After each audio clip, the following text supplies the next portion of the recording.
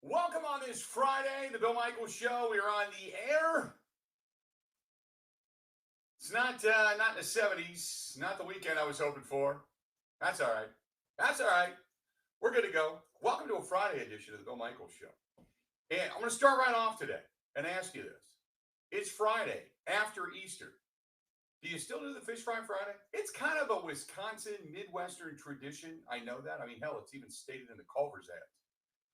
But do you still do it on a Friday after Easter? Is it a must do? Or now it's kind of like, I'll do a fish fry if I feel like it. Otherwise, I'm off doing other things. Are you going tonight to watch sports somewhere at some pub and you're going to hunker down with some wings or something to that effect? Or you just kind of, I'm going to stick with the fish fry thing. I'm in the routine now, I'm in the routine. 877-867-1670, 877-867-1670.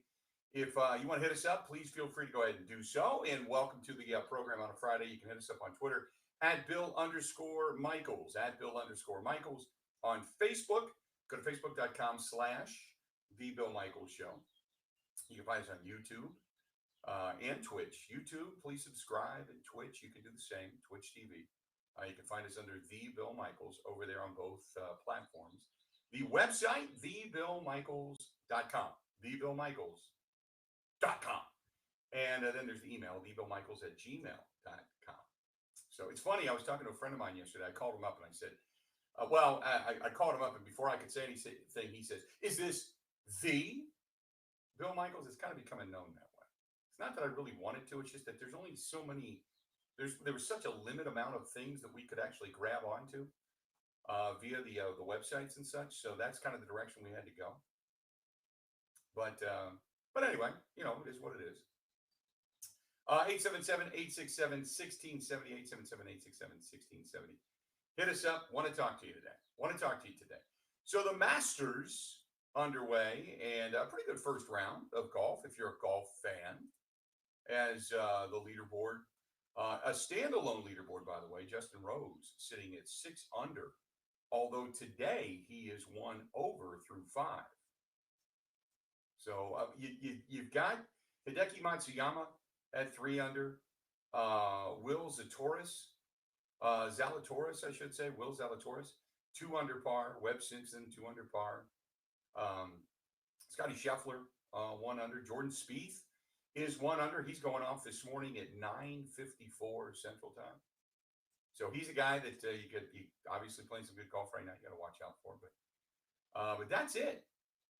That's it. By the way, the projected cut line is +3. The projected cut line is +3, which means today, Bryson DeChambeau in jeopardy right now at 4 over. He is in jeopardy of missing the cut. Sergio Garcia, Rory McIlroy, who goes off at 12:48 today. Phil Mickelson, Jason Day. That's just to name a few. Lee Westwood, Patrick Cantlay, Freddie Couples, Vijay Singh, Larry Mize, all in jeopardy of missing the cut at the Masters. Some big names that look like they may not be around on Saturday and Sunday. And obviously no Tiger. So that leaves you with a whole crop of people. My pick to win the tournament was John Rahm, and he's sitting at even. He doesn't tee off till 12:48. There's there's a whole games that you're not going to see. Tony Finau's still hanging around though. He's +2. Stuart Sink, a name that's from years gone by. Bernard Langer is around, but Brooks Koepka, Bubba Watson, Dustin Johnson, all at 2 over. They're just one stroke away from missing the cut. So you're really watching today, because today is one of those days where all of a sudden you're looking at things going, whoa, wait a minute. Some of my favorites not going to be there. 877-867-1670. Hit us up. Love to hear from you. Bernard says, love listening to you when I can. Do you have a mock draft for this year laid out? Hashtag Bebo Michael Show. I like it. I have never done a mock draft. However, we have talked draft numerous times on this program. I can sit down and lay one out. I mean, I've got a pretty good idea as kind of how things are going to go. We'll see. I'm not, again, I've done one kind of myself, but I've never published one. Okay. I've never published a mock draft. I mean, the first round, somewhat easy.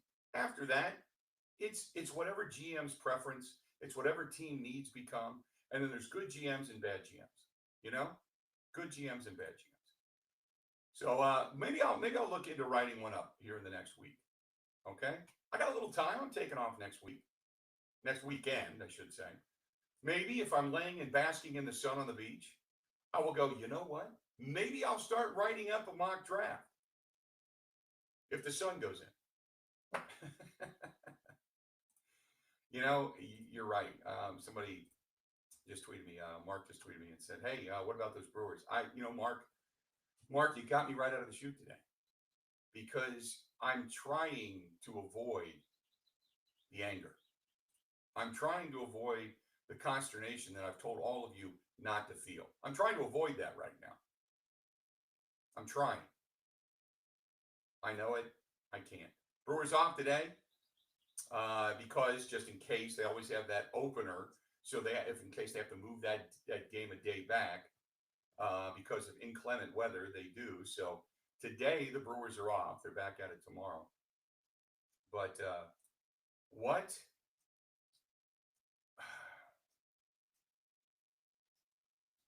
what a performance. I don't even know what to say yesterday. Yet again, the Brewers offense, for lack of a better term, sucks. It just sucks. 11 strikeouts, 3 walks, a total of 6 hits, and 1 run comes in. It just sucks. And by the way, the pitcher, Corbin Burnes, was one of those 6 hits.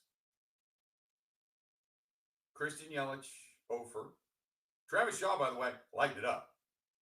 3 for 4 yesterday. 3 for 4, now belting .316 on the season, slugging percentage of .526, on base of .350. Jackie Bradley Jr. struggling. 0 for 3, 2 strikeouts. Lorenzo Cain still had the home run the other day and plated all the runs in the Cubs finale. But 0 for 4, the golden sombrero. Narvaez continues to rake at .444. Luis Urias can't find his junk if he's in the bathroom. It's rough right now. They wasted a brilliant pitching performance, a 1-hit pitching performance by Corbin Burnes, who threw 86 pitches before they went to the bullpen and brought in Yardley. And Yardley did not look good. 1 inning, 3 hits, a run, a walk. And then Rasmussen comes in, takes the loss, throws an inning, gives up the long ball to Arenado, and the Brewers lose 3-1. I know, look, I'm still with you. You can't panic until you're 25 games in. But this is getting ridiculous. They can't hit. The team can't hit. At least not yet. Let me qualify it. But it's painful. It's painful. So anyway, it's just it's a very frustrating thing to watch for the Brewers right now. Are you? And I hate to do this, but are you in the same boat as me, where you keep saying to yourself, "Wait till you're 25 games in. Wait till what's going on. Wait till wait till 30 games. See what's going on."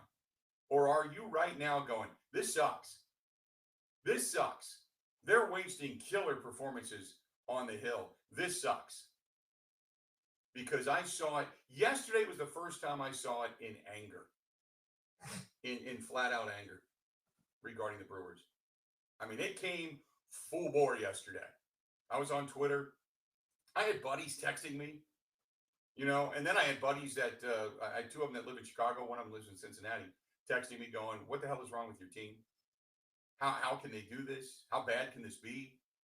And I throw my hands up. I'm like, I know, I get it. I get it. It's really, really tough to watch. Keston Hiura yesterday, by the way, 1 for 4. And you thought when he got that hit, it was like ding dong, the witch is dead. Here we go. They're off and running. No, baby, no. No, baby, no. 877-867-1670. Are you like me right now? Are you living in the anger moment? Bill Mackey says over on the Bud Light live feed, by the way, he says baseball sucks. Todd says Woody Burns and Peralta, they have been amazing. What a waste of amazing pitching. I know. Also, nope, the organization is terrible. Again, they don't seem to have the answer. 877-867-1670. I'm not there. I'm still hanging on like grim death. I've got my fingers like over the edge of the cliff, and I'm just hanging on. A lot of you jumped off, and you're even trying to grab me on the way down to like drag me down with you. But I'm still hanging on to good pitching, and the hitting will come around. And yeah, I'm trying. I really am. I'm trying to hang in there with you. 877-867-1670. Jason writes, this is a pathetic joke. The owner won't spend any money on true superstars. They buy Christian Yelich, who then goes into the crapper after he gets the money. Oh, shock. Now, let me pause and say, Christian Yelich is not in the crapper. Christian Yelich right now hitting 280. He was 0 for yesterday. He did have a strikeout, did have a walk. He's got an on-base percentage of 400. That's not in the crapper. I mean, he hasn't come out and hit 10 home runs, but Christian Yelich is not in the crapper. Keston Hiura is in the crapper. Maybe yesterday getting a base knock is the beginning for him. Who knows? Got to wait and see. Colton Wong is struggling. He's hitting 105 on the season, but his on-base percentage is not bad because he's taking walks. He's hitting 105. 105. Think about that for a minute.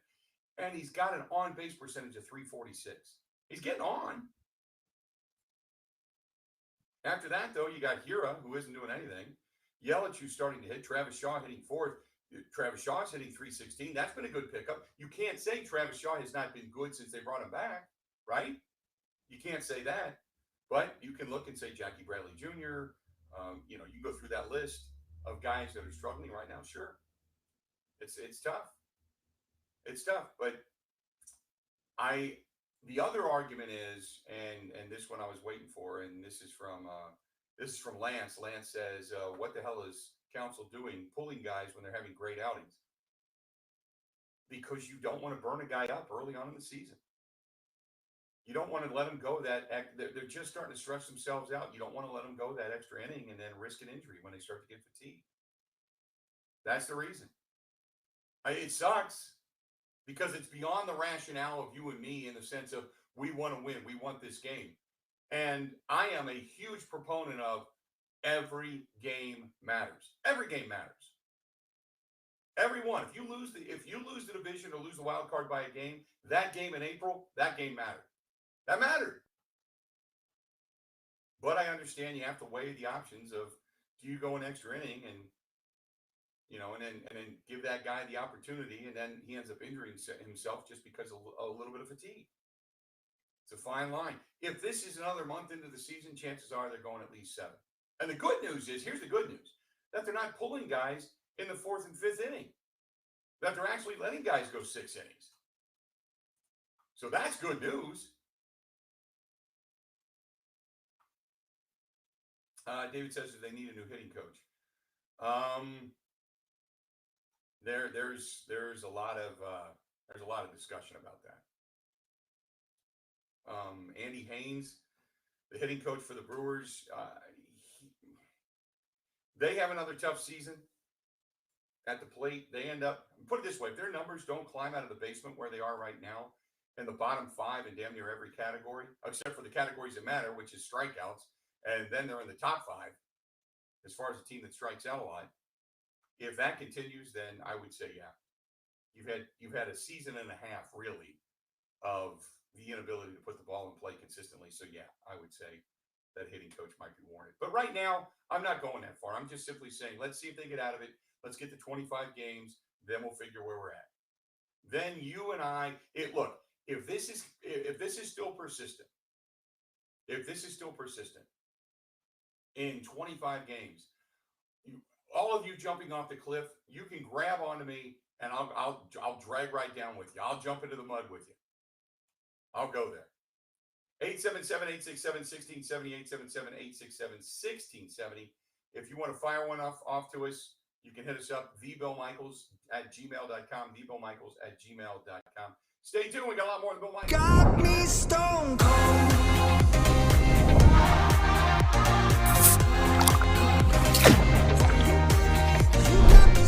Crisp red apples with fresh strawberries. Cider Boy's Strawberry Magic Hard Cider.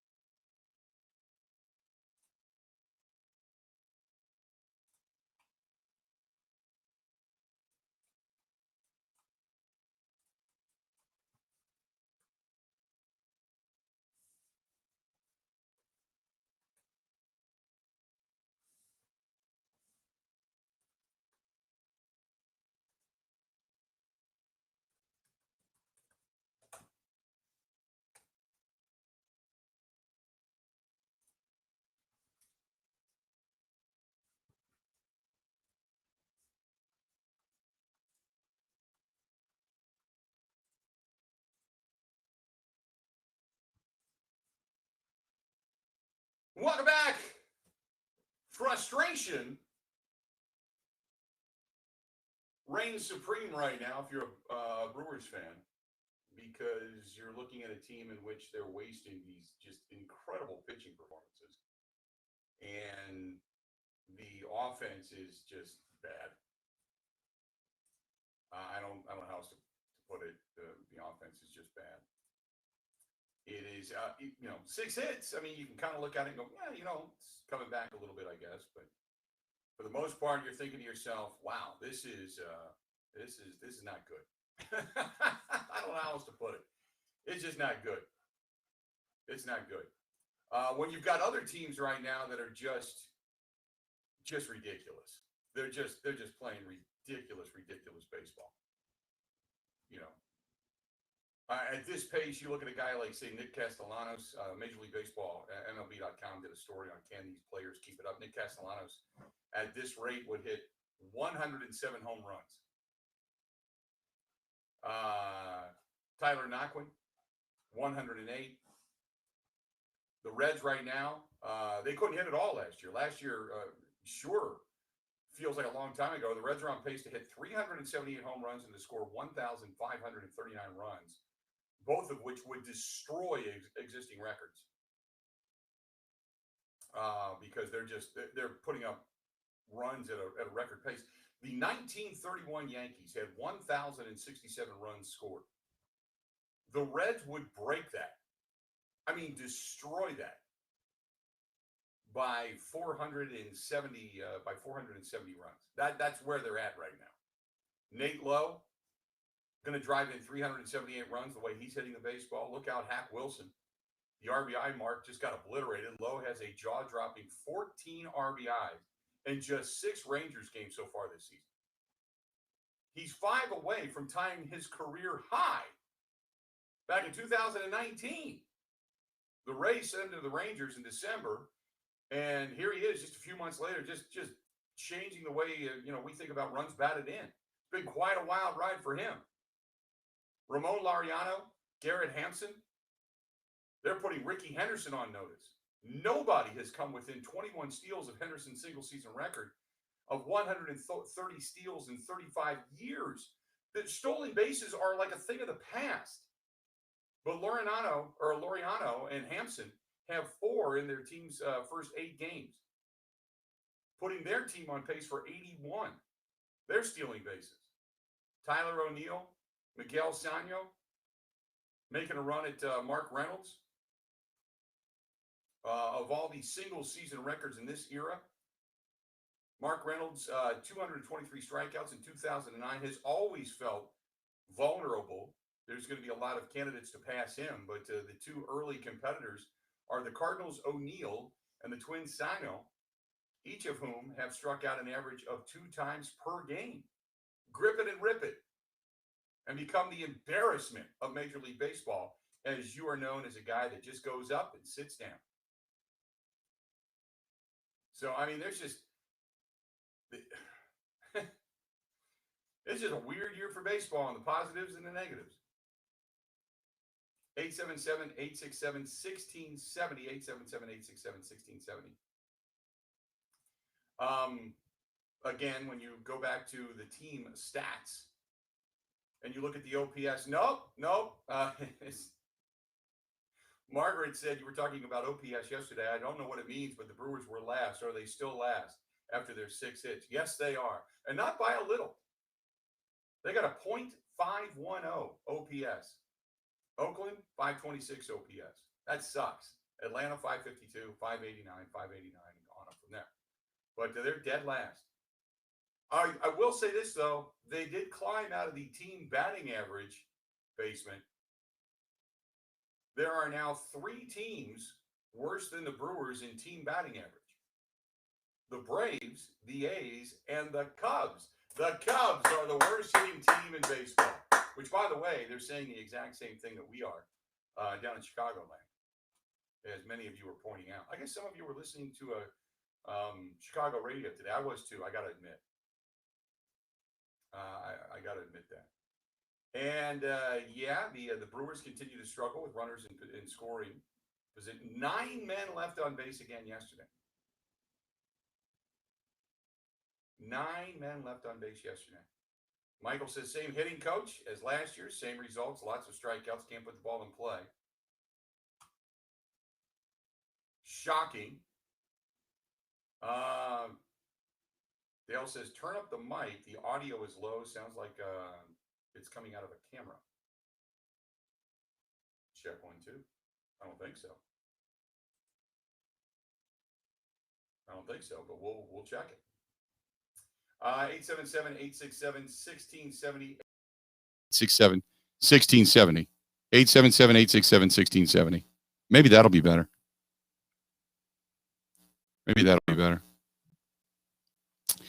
It sounds perfect. Oh, you know what? It might be on the live stream. Maybe that's what you're talking about.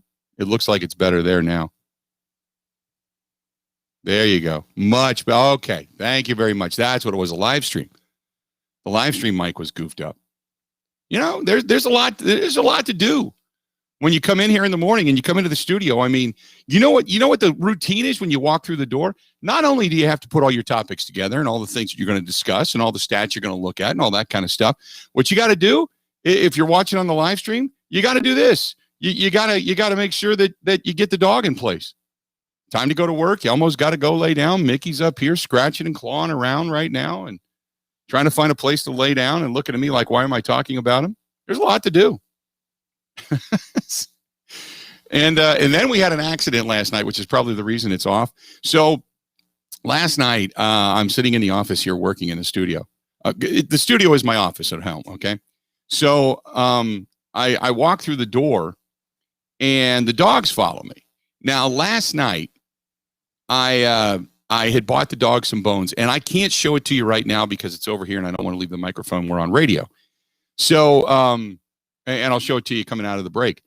But last night I went down to Robert's Specialty Meats down in Waukesha, and I got the dogs these big femur bones. Okay, these big frozen femur bones, and they still have some meat on them and all that kind of stuff, and they love them. I've got them; they're all like it's like a body's buried in my backyard. They're everywhere. These bones are everywhere because every time I go down, they're only a couple bucks, and they love them.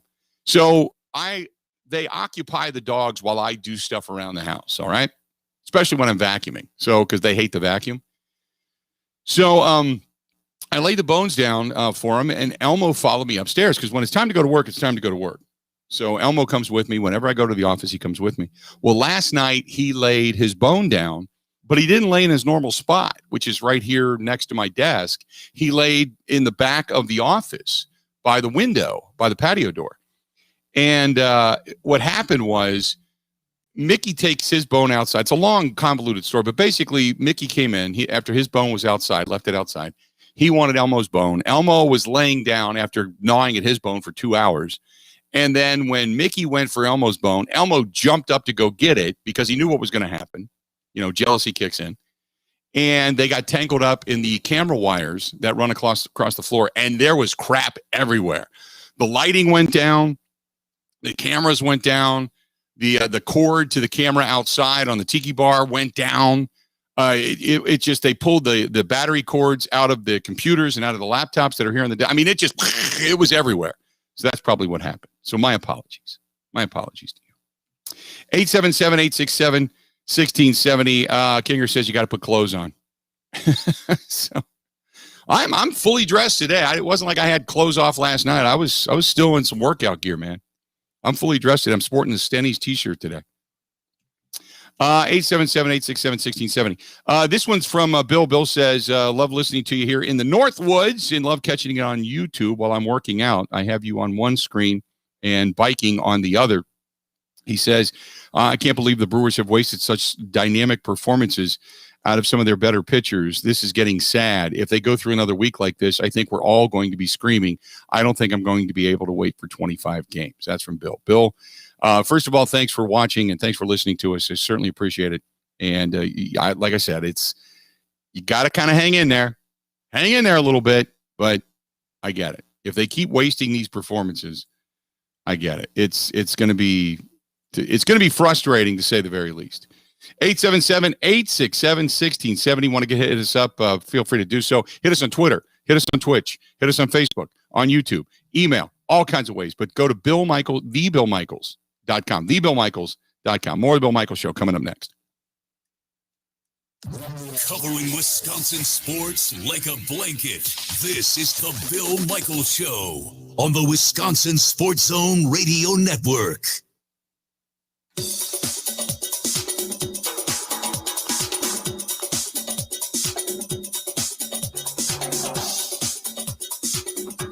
Bill Michaels will resume in 5 minutes.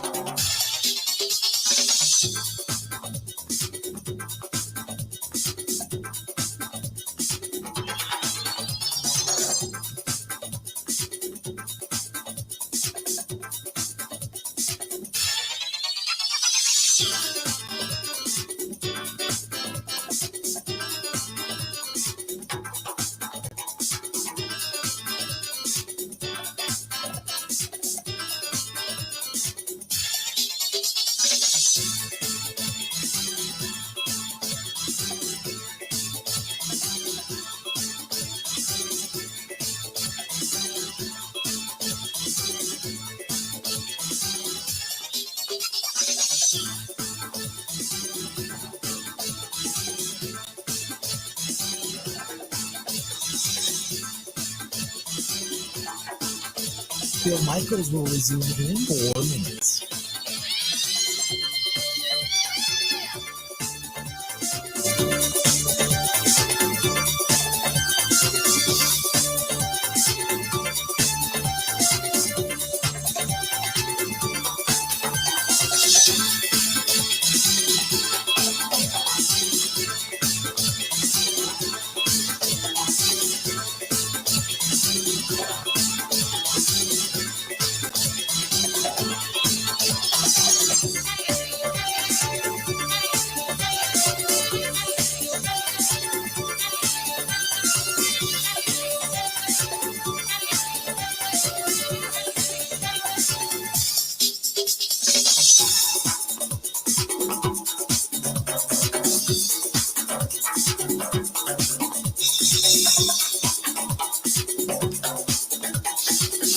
Bill Michaels will resume in 3 minutes.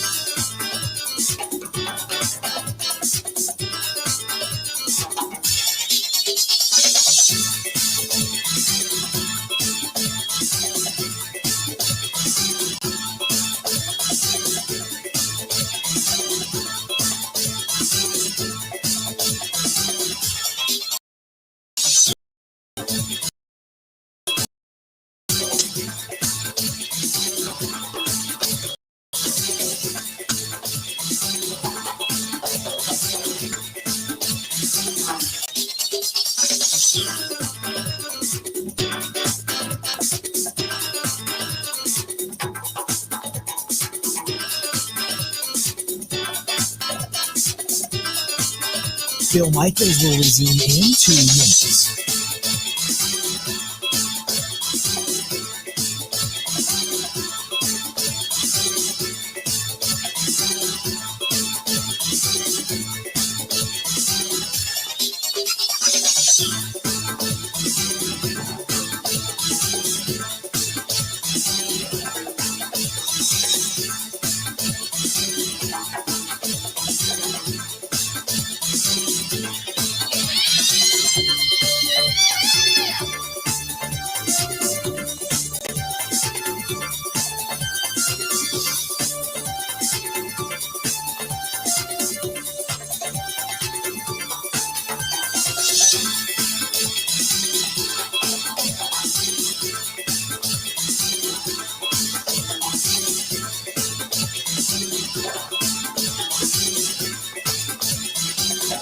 Bill Michaels will resume in 1 minute.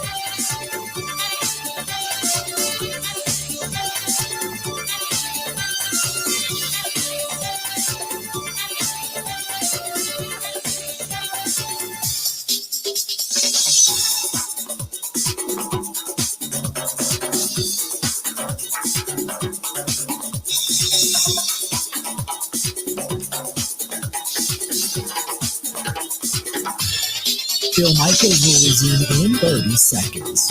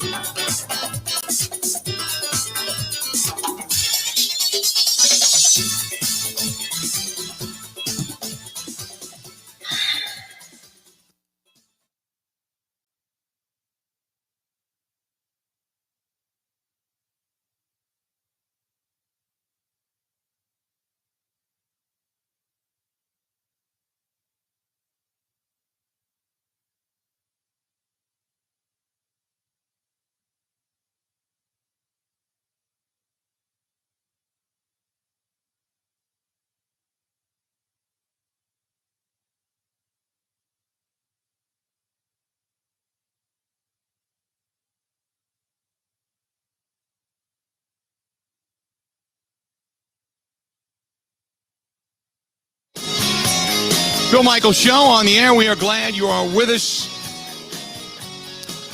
Brewers taking on the chin yesterday. Off today. Bucks get beat last night as well. They lose by 1. No Giannis last night to the Dallas Mavericks, as he is still out with those sore knees. Kinger says, how many more starts for Burns until he finally gets his first win of the season? I don't know. He should have 2. You know, the question should be, how many more wasted starts is the Brewers offense going to have? You know, that might be the question. And just leave it at that. It's not just Burns. They should have probably 3 more wins right now for the way they've pitched, right? This is just disappointing. And quite honestly, frustrating. It just it's just for what they had on paper coming into the season, it's disappointing. When you looked at that lineup and you thought, you know what, Christian Yelich is back, Lorenzo Cain is back, Jackie Bradley Jr. Look, the guy's not a 290 hitter, but he was coming into the season projected to hit about 270. Between 265 and 270. Your worry was Travis Shaw, who is hitting the ball. You know? And that's the thing is Travis Shaw is hitting the ball. So the guy that everybody went, oh, God, not this guy again. He's actually hitting the baseball. 877-867-1670, 877-867-1670. But you look at Keston Hiura hitting 043, Luis Urias hitting 095, Colton Wong hitting 105, Avisal Garcia hitting 182. You know? That's tough. That's tough right now. 877-867-1670. So you can sit here and talk about where they're at pitching-wise and say, well, how many more, you know, a great question, Kinger. But I guess the question for me would be, how many more, you know, good starts are they just going to waste? You know? How many good starts are they going to waste? 877-867-1670. Hit us up. Do you think Holiday should be the true number 2 for the Bucks? Have Middleton become the 3rd option and handle the ball less? Maybe. I do like Paul's thoughts. Wake up the bats. Pedro Serrano. Have to wake up bats. The Bucks. I like Holiday as the number 2, and here's the reason why. Because Holiday scores, plays defense, can handle the basketball, and gets better as the season goes on. That's the reason I like Holiday. You look at last night's box score, it's like Middleton barely played. It was a very average night. When they need him the most, he's inconsistent. I don't want to say he never shows up, because he does. That would be an unfair statement. But he's inconsistent. 877-867-1670. Mark says, I think Andy Haynes has to go. If you pull the plug now, maybe they can get somebody in there that understands hitting. Well, the problem is who you're going to get. Whenever things are good, that player's on. Whenever things are bad, it's got to be the hitting coach, right? I mean, that's what we always do. It can't just be that the player isn't seeing something. What hitting coaches do, and I talked about this yesterday, what hitting coaches do is they look at what you were doing when you were on, what you're doing when you're off, and the way pitchers are pitching you. It's more about the way pitchers are pitching you than it is anything else. You saw Keston Hiura yesterday. Now he did, I will admit, I can't say he did it continuously. But yesterday, Keston Hiura, in the strikeout, went after the ball up at his eyes. Early on in the game, didn't do it, got the base knock. So yesterday, went after the ball up in his eyes later in the game and ended up striking out. But it was because Keston Hiura came up. He originally flied out to center, and the one that he fouled off was a sinker down around his knees. He looked at the one that was high. It was a four-seam fastball in his first at bat, and I'm like, oh boy, here we go. And it rose, and he took it. The next one, the next one I think was, because I wrote it down. The next one I think was a breaking ball, if I remember my notes. And then the next one after that, I'm like, oh, and sure enough, he won. It was a high fastball, and he ended up laying off of that pitch, and then he flew out. I'm like, okay, that wasn't a bad at bat. I like it. Wasn't a bad at bat. His next at bat was the double. He took a strike, low and inside. Low and inside. He took the strike, low and inside, looked at it, timed it, and then the very next pitch, it was kind of I don't want to call it a big breaking curveball, but it was a slower cutter. And it started out over the plate, was starting to break down and in around the knees, but it was about knee to thigh high, and he belted it. Belted it down to the corner. Really good at bat. And that was because he set it up the first at bat. The first at bat, he set that up. And then his next at bat, it was the inside pitch was looking. He fouled one off, and then the outside pitch that wasn't up and out, but it was a rising fastball, and he just swung right through it. So, but anyway, I go back to my point with Keston Hiura. That's what a pitching coach will look at and say, okay, dude, lay off that rising high fastball. Look at, and he did. He did. And which was so good to see. Because they didn't pitch him until the ball that he fouled out. Because remember, he fouled one out. I think it was I don't know if it was the Carpenter or who it was. It was down the first base line. Anyway, but that was a rising fastball. And he fouled that one off, and then he ended up fouling out.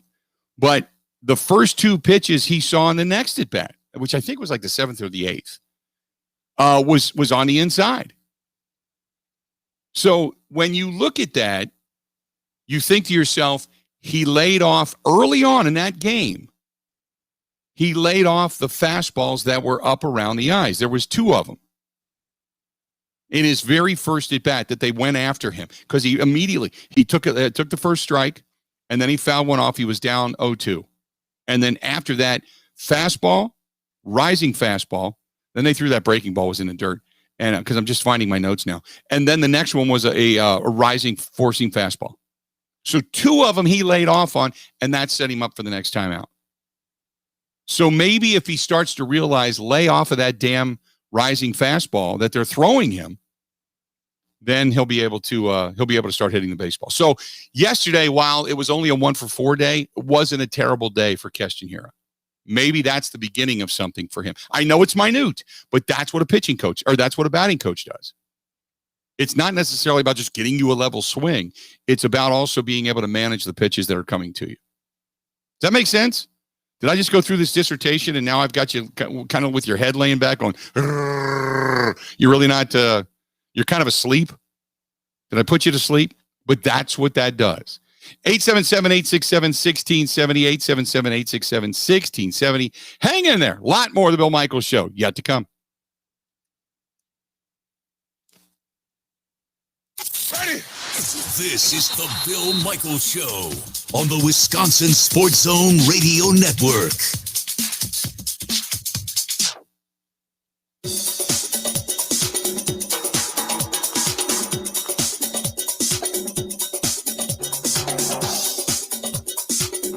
Bill Michaels will resume in 3 minutes.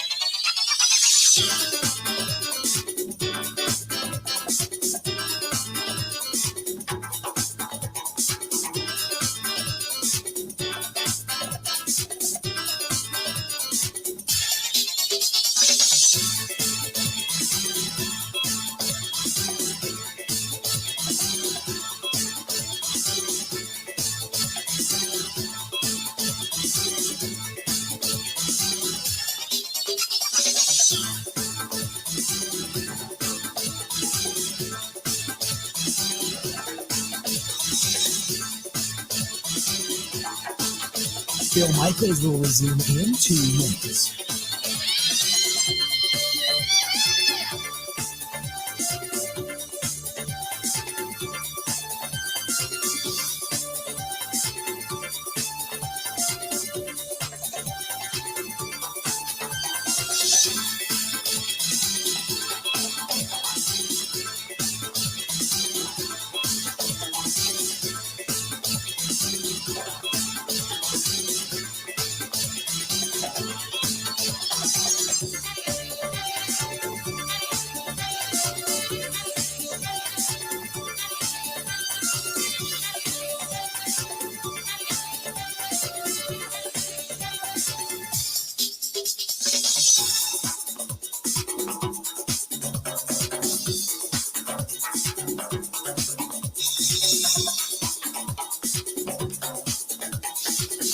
Bill Michaels will resume in 1 minute.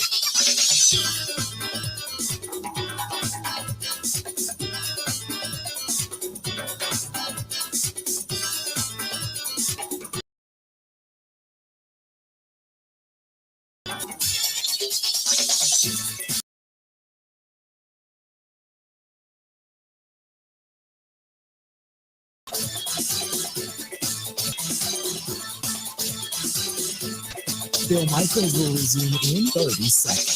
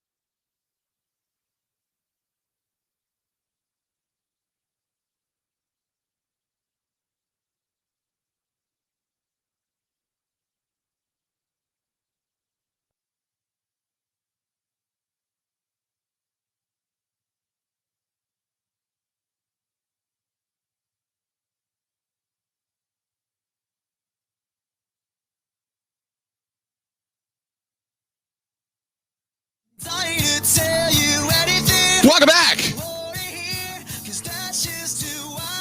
Bill Michaels Show continues on. Jacob says, great breakdown of Keston here. Now let's hope that he can continue on this path.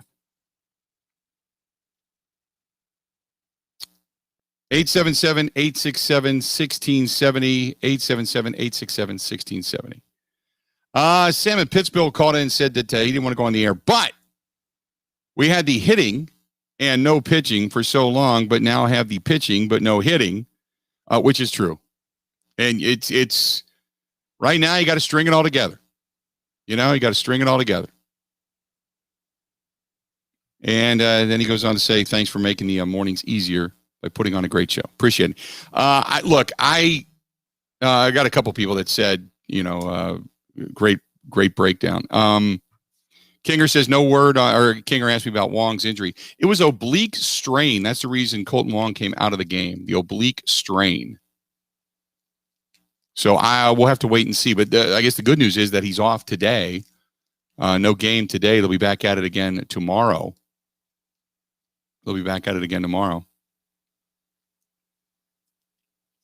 No, Tom, I don't think there's any chance that Ryan Braun comes back. I just don't. I don't think he's going to be back with the team anytime soon.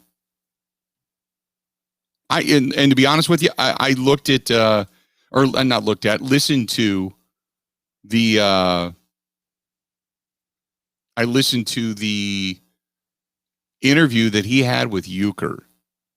And if you listen to that specifically, he is not even really, I mean, he's working out, but he's not doing anything baseball shape wise. You know what I mean?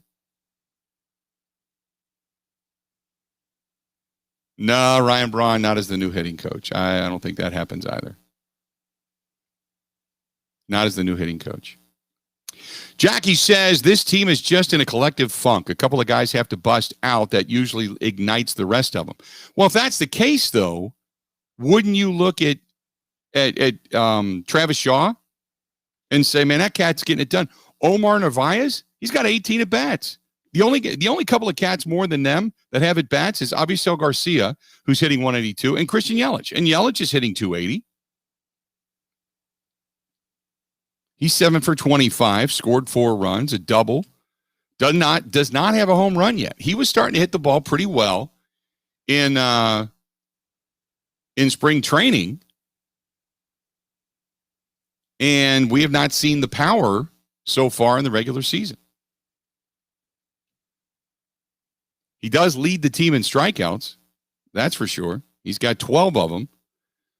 Keston Hiura, the only guy that's even near him with 11. But Keston Hiura is hitting 0-43 with his first hit coming yesterday. But hey, as long as, look, Yelich has got an on-base percentage of 400. He's hitting 280 with an on-base percentage of 400. I'll take that every damn day of the week.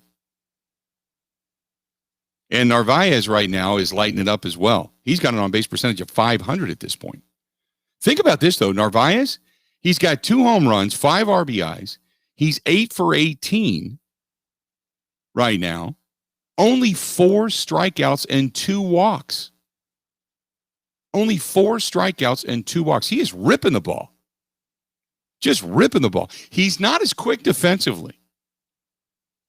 Pena's a pretty good defensive catcher. He's pretty quick. Narvaez is just, it's like when you look at a running back, like when I look at Aaron Jones. Aaron Jones has a different gear. He's got a different quickness. He gets up and out of the hole right now. Right now. And you can look at other running backs, and they take a step or two to really kind of get that momentum. Narvaez is kind of that guy. He takes that little extra to get him going. But he's not as good defensively, but the guy's raking right now. Just raking. It's pretty bad when your 5th best hitter on your team is Corbin Burns, hitting 200. Then you got Lorenzo Cain, 188, and a 798 OPS. Garcia, 364 OPS, hitting 182. Vogelbach, 143, 476, but he's only been at the plate 7 times. Colton Wong, hitting 105. Luis Urias, hitting 95. Orlando Arcia, gone. Jackie Bradley Jr., 53. Keston Hiura, 43. And it goes on from there. Everybody else is a pitcher. They're not even getting at bats. It's kind of like where you want to watch every time they come to the plate, you've got this hope and your fists are clenched and you're like, come on, just give us a couple. Come on, let's get that big bust out inning. And it's just not there. It's just not there right now. Eric Von Ullman says, kudos to Shaw, though. Although sadly, I can see him tail off come June and beyond. Why? Why can't he just have a great season? Why can't he have the season that he had about 3 years ago? Why can't he have that? He can. Have some faith, Eric. Have some faith. Also, small ball makes too much sense. It's not as exciting, though, as I'm sure the computer crap will tell us how home runs and low batting averages are better than single stolen bases in traditional baseball. Eric, right now, you take anything. But they don't know how to play small ball. They don't know how to play. Although, look, right now, nobody's hitting home runs. Nobody's really, kind of pounding the base. Well, Narvaez has. But nobody's really pounding the baseball. Kane got 2 in one game. Other than that, right now, it's just about putting the ball in play. This team can't do that.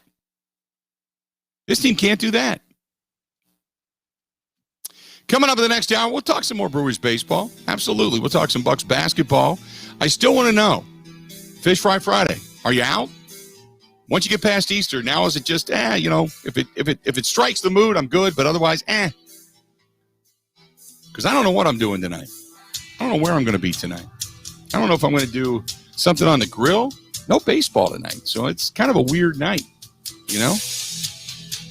So what are you doing? 877-867-1670. Hang in there. A lot more of the Bill Michaels Show coming up next.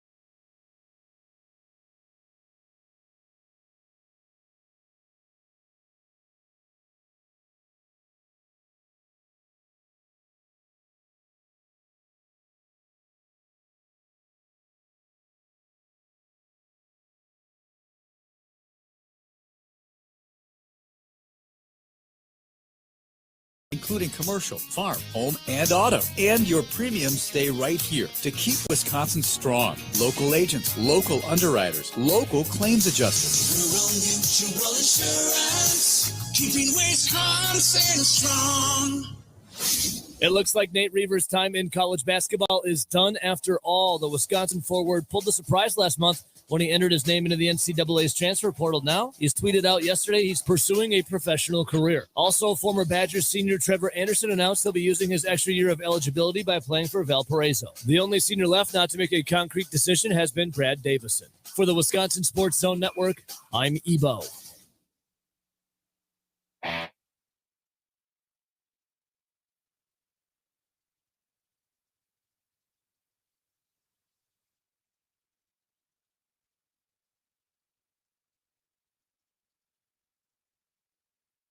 To the program, the Bill Michaels Show continues on. Hour number 2. First hour flew by. What are you doing tonight? What do you got going on tonight? You just watching Masters, hunkering down and watching the Masters tonight? Brewers off today. Back at it tomorrow. As they've got that day, when you have that home opener, they always leave you that extra day just in case there's a rain out, there's inclement weather. So no baseball for the Brewers anyway. Coming up tonight, 877-867-1670. What do you got going on? Dave says Rocky's Supper Club in Stoddard has the best fish fry in the state for me. Also, home of the original beer battered cheese curds. Just saying. Our good buddy Dave Carney up there in La Crosse. Brewers team getting great pitching. Can we just talk about that? You know what? We can. If you want to take away the good, for my dog Mickey in the background, he finally found that bone. if you want to take away the good has been the pitching has been outstanding. The pitching has been absolutely outstanding. For the most part. I mean, yesterday, late in that ball game, that wasn't the best, if you will. But for the most part, it's been outstanding. You can't. Arenado, although he did come in and homer. You know, here's the thing. Edman comes in and strikes out, and you're like, okay, this is good. This is good. Rasmussen comes in, strikes out Edman, and then he gave up the walk, and you just kind of felt it at that point. Just kind of felt it. Gave it up. A long pitch, or a long pitch count. Seven pitches in that one. 5 pitches in the first one. So Rasmussen's already 12 pitches in. And then Arenado comes up. 1 pitch. Good night, sweet prince. Good night, sweet prince. That was it. That's all she wrote.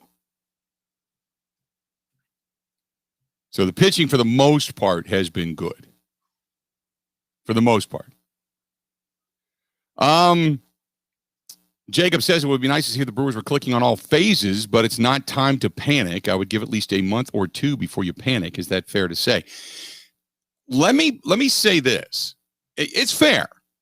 It's fair, but the old adage is you can't win the division in April, but you can lose it, right? You can lose it. So to say that, well, you know, I'm not panicking. If you go another 2 weeks like this, and if, say, you've got Cincinnati still hitting the hell out of the baseball the way they are, they don't even need to get good pitching. Let's just say Cincinnati's really hitting the hell out of the baseball. You could find yourself 7 or 8 games back in the next couple of weeks if you continue to lose games like this. You know? So 3-4, not bad. You're a game under 500. Who cares? You know, all that kind of stuff. Cincinnati's going to come back down to earth, right? They're not going to continue this torrid pace. I mean, this is ridiculous. This is like a crazy, crazy pace. Between them and Houston, okay, the Reds have scored 57 runs in 6 games. 57 runs in 6 games, right? Okay. The Dodgers have scored 44. Colorado has scored 44. Nobody in the East has scored over 26. The Cardinals have scored 36. But like the Brewers have only plated 20 runs on the season. 20 runs in 7 games. That's terrible. You need to average like 4.2 runs per game to win games. That's what you need throughout the season. And Cincinnati's going to come back down to earth. They just will. They have to, right? But you look at say Baltimore's played it. Baltimore right now is tied with the Red Sox for the lead in the East. Baltimore's put up 27. The Red Sox have put up 38. Nobody else has gotten over 25 in the East. The Twins have put up 46. The White Sox have scored 48. Then Houston's played at 51, and the Angels have played at 40. I mean, to get over 40 at this point is amazing. The Reds are at 57. That's why you know the Reds are going to come back to the pack eventually. But what you can't do is falter right now while they're on this torrid pace and fall 6, 7 games back by the end of April. And then all you do is spend the next 6 to 8 weeks just trying to climb out of this. Meanwhile, you've got the Cubs and the Cardinals both ahead of you in the standings. You got to climb over them as well. So you can't win it in April, but you can lose it. And that's one of the problems, that you can't fall that far back. So as long as you're hanging around 500, you're going to be okay. Because once you figure things out, you can go on a run. But with Cincinnati being off to this incredibly torrid pace and the Brewers not, it is a little bit, you can say 20, 25 games, 30 games, whatever. It is a little bit disconcerting.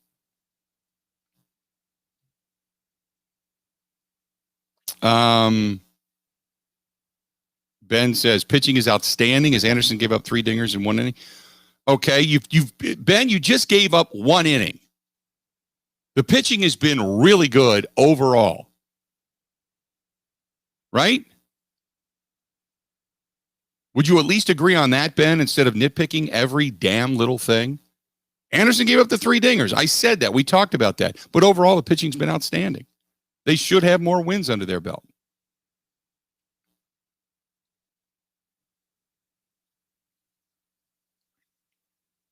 Uh, 877-867-1670. Thank you, Jacob. He says you're right. Good point. You can't win it in April, but you can lose it. Yeah, that's the Brewers have been there, done that. That's why I get so mad when people say, "Well, it's a marathon. It's only 1 or 2 games." Well, when you find yourself out of the wild card by 1 or 2 games, then you're going to say, "You know what? I shouldn't have given away those games in April, or any game for that matter, any of them." As a team, the Brewers have struck out 81 times, highest in the National League and 3rd most overall. Big shocker. Yeah, that's what we were talking about. That's what we were talking about. Yeah, no doubt.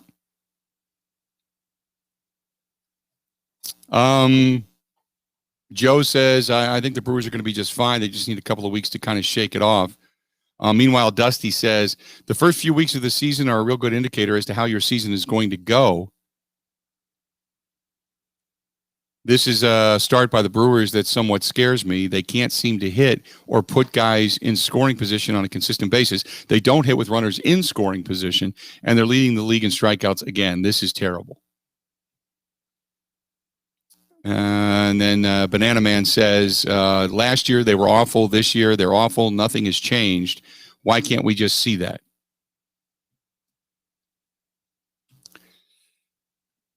It's gonna continue.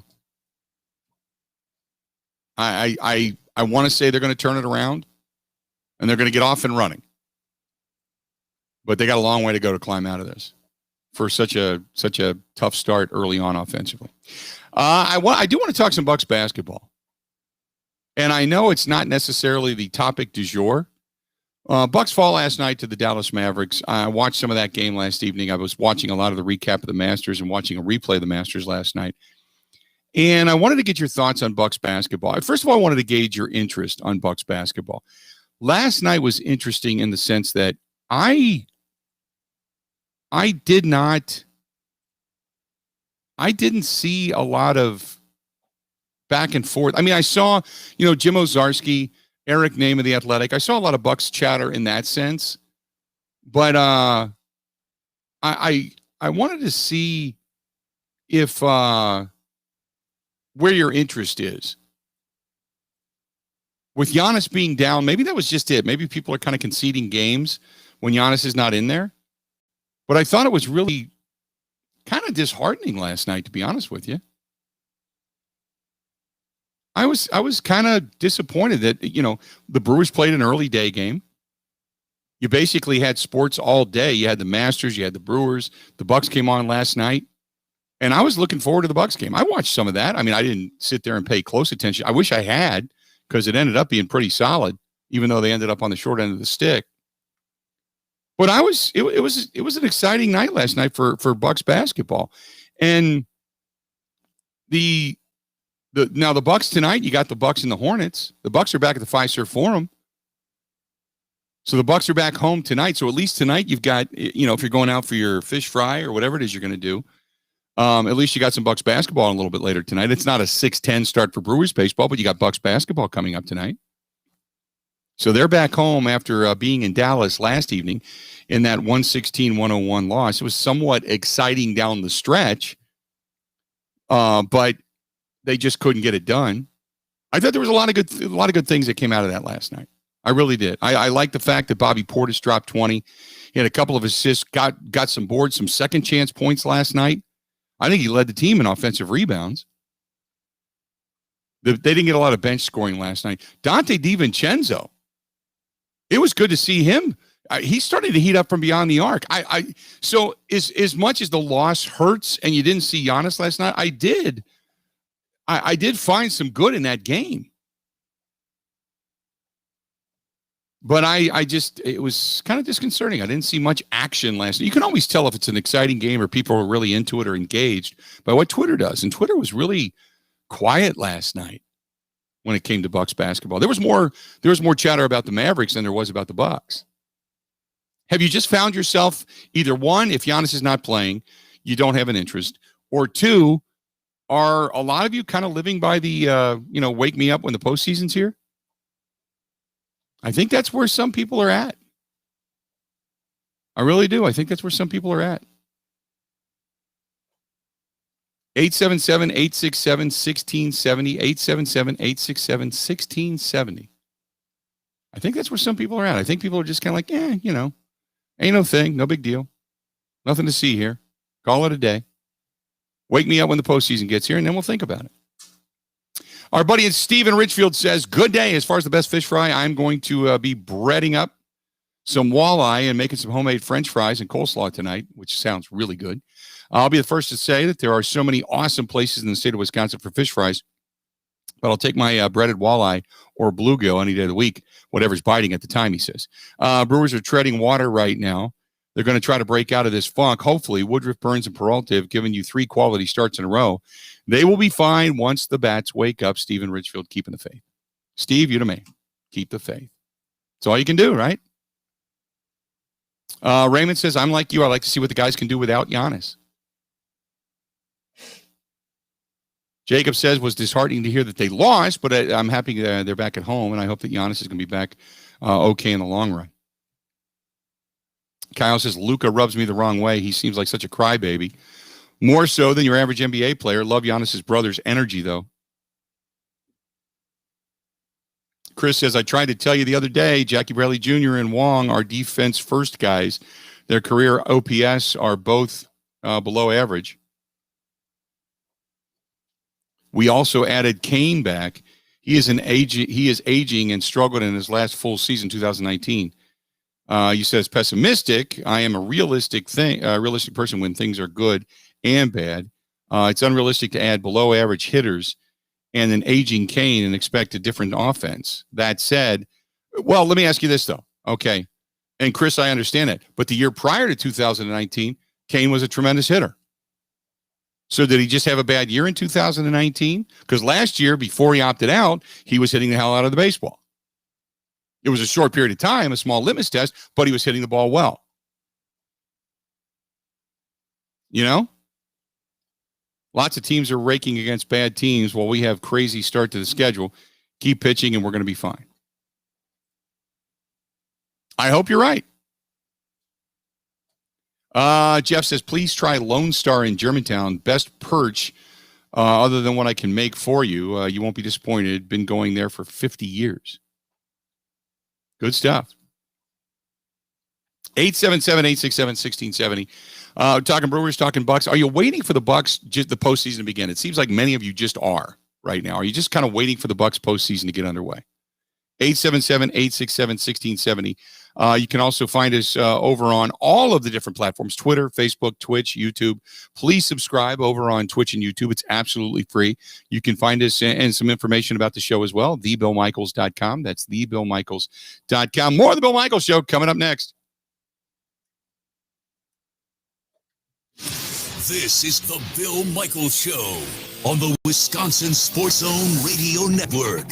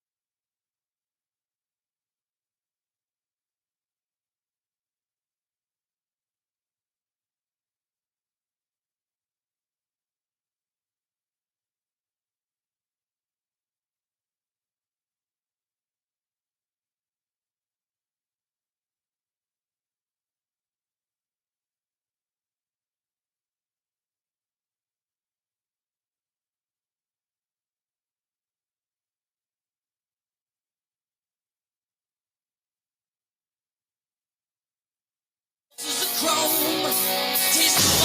Bill Michaels Show on the Bud Light live stream. Thanks to Jason listening to us in Madison, Kristen listening to us in Eau Claire on Sports Talk 105.1 WAYY, and there's Jesse listening to us in Wausau on the ESPN affiliate up there, 98.9 and 12:30 a.m. Thanks to all of you for paying attention to us. Man, it's great. Great to hear from everybody all over the state. Great to see you on the live stream. Great to hear from you. Love it. A good Friday to you. Bucks basketball coming up tonight. Brewers off today. Back at it tomorrow. Tomorrow is a mid-afternoon game, as a matter of fact. And the Brewers trying to lick their wounds after allowing just a magnificent pitching performance yesterday, fall by the wayside. Just trying to survive life without Giannis. There are 3.5 games back right now behind the Brooklyn Nets, who lead the East.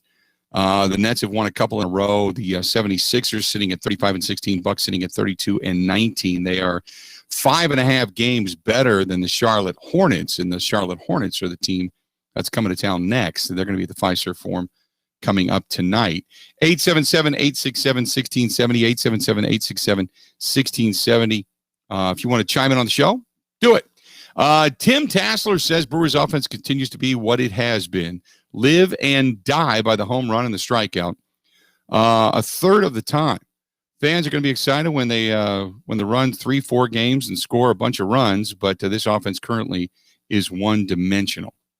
Jacob says, do you think that the Bucks are going to stay behind or stay being the 3 seed, or do you think they're actually going to move up? And yes, I do want the Bucks to finish the season strong, healthy, and just improving and being consistent. They will need to be all of that in the playoffs if they want to make it over the hump and get to the finals. Honestly, I think they're going to stay in the 3 seed. I just do. And there's nothing that's specifically telling me that, but they just do. They just kind of seem like that's where they're going to sit. They don't seem like they've got who knows? I mean, because when you look at the Bucks and the upcoming schedule, they certainly have the ability to make a little hay. I mean, let's be honest. I mean, they've got Charlotte coming up, which is right behind them. But they do play Philadelphia twice. They do play Brooklyn twice. The best part about that for Brooklyn and Philadelphia, they've got back-to-backs coming up. Not next week, but the week after. They've got a back-to-back on Thursday and Saturday, the 22nd and 24th. When the 76ers are in town. It's a back-to-back. So they have 2 games against the 76ers at the Fiserv Forum, TNT and ESPN. So, and by the way, the Saturday game is a day game.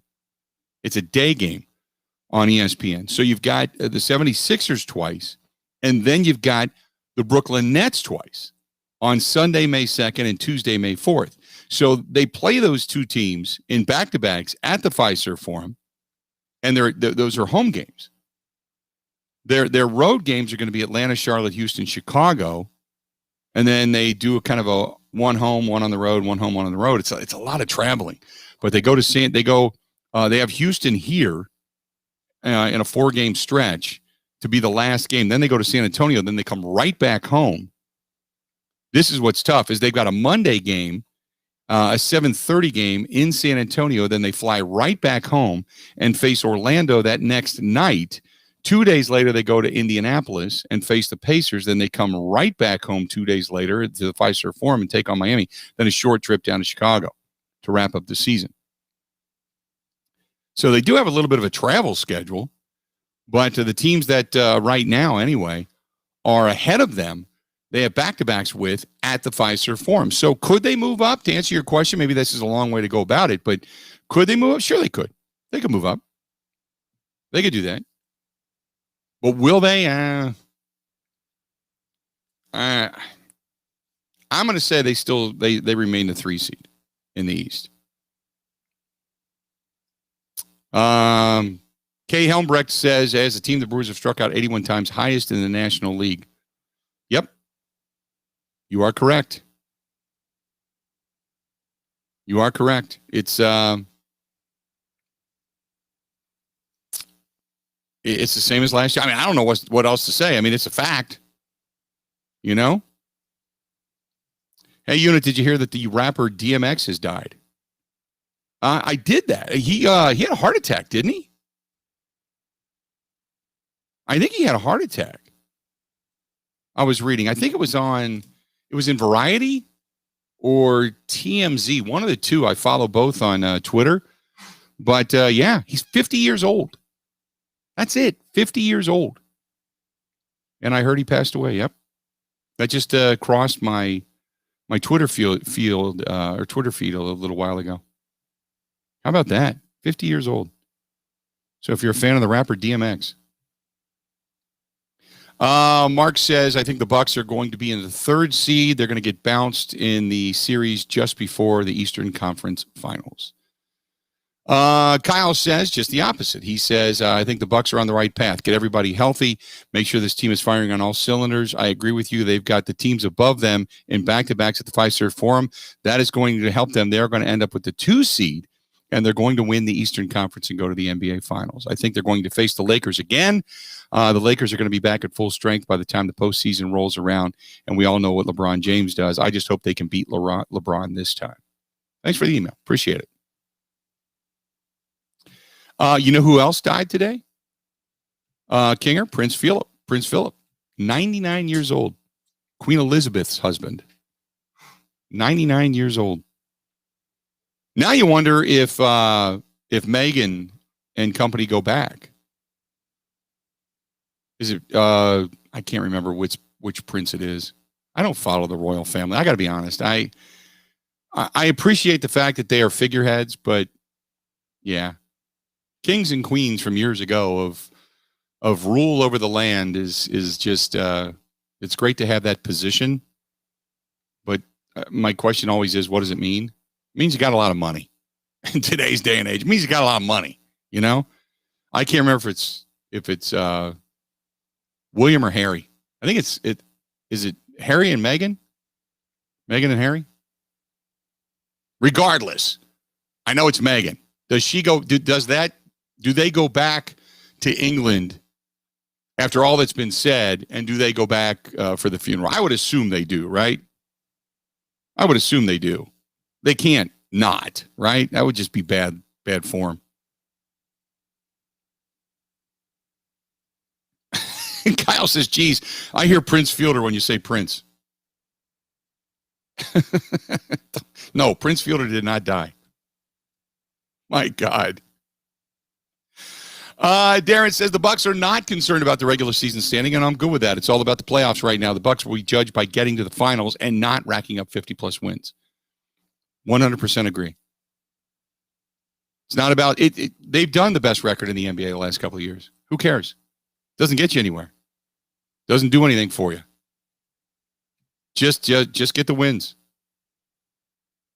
I mean, if you have to guess right now, what do you think the Bucks end up with? 45? 46 wins, something like that? They're sitting at 32 right now, 32-19. I don't even think they get to 45. They probably get to, well, you know what? Yeah, they get to 45.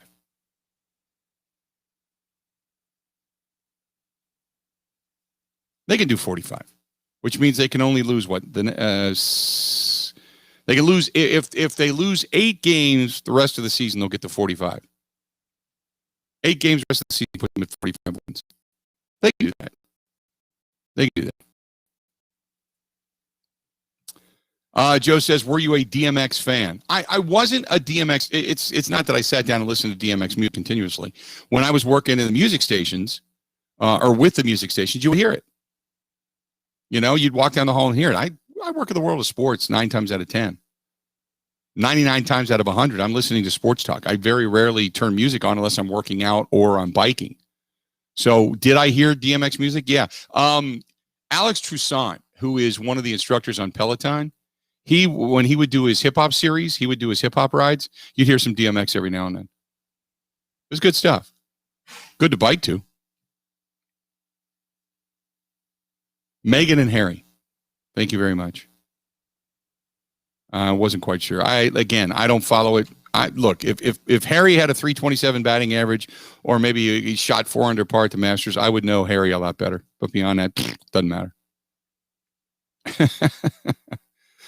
Bernard Weisberger, by the way, in case you did not know, putts. Did you see the putt yesterday? He putted from one side of the green to the next and putted it in the water.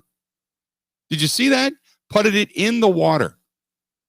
From a putt. And it kind of slowed down. You thought, oh, okay, here you go. This is it. And now he's tied atop the leaderboard. He's tied. He's 6 under for the day. By far the best round of the day. And he's through what, 15? He's through 15. 6 under today. Shot a 74 yesterday. And now he's at 4 under par, tied with Justin Rose for the top. And by the way, Justin Rose is 3 over for the day. So Justin Rose, who did have the top of the leaderboard, now tied with Bernd Weisberger, who is not, by the way, one of the Weisbergers who owns the restaurants all over the state of Wisconsin. Just so we're clear on that. We made a mention of that yesterday. I did get a kick out of it, though, that apparently one of the Weisbergers were listening to the program. Love that. Love it. 877-867-1670. Let's go ahead and take a quick break. We'll come back. A lot more of the Bill Michaels Show to get to right after this. Covering Wisconsin sports like a blanket. This is the Bill Michaels Show on the Wisconsin Sports Zone Radio Network.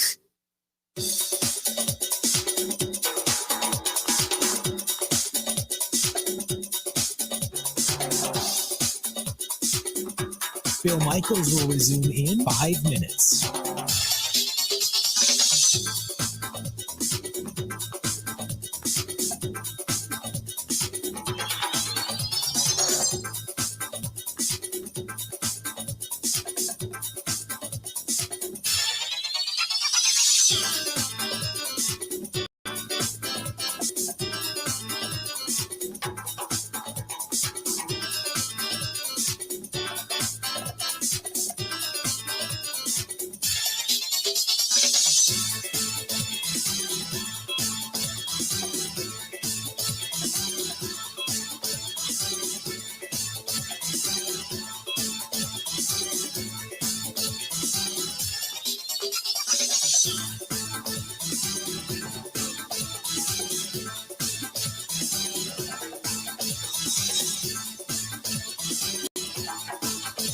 Bill Michaels will resume in 4 minutes.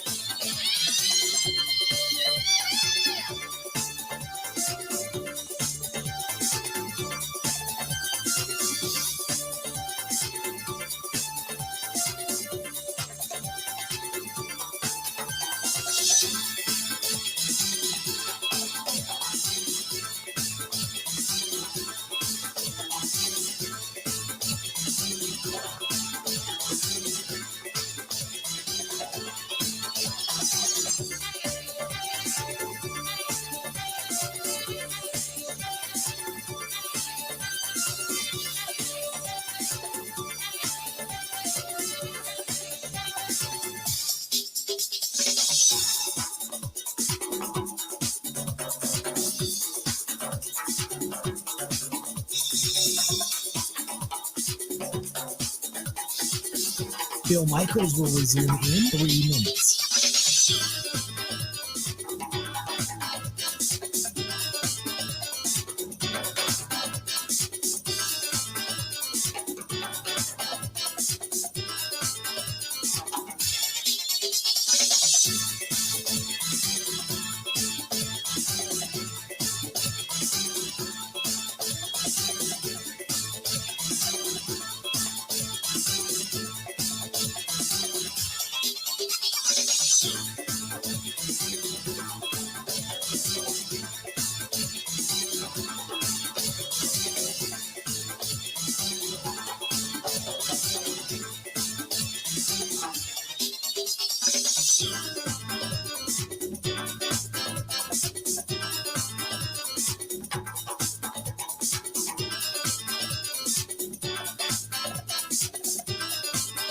Bill Michaels will resume in 2 minutes.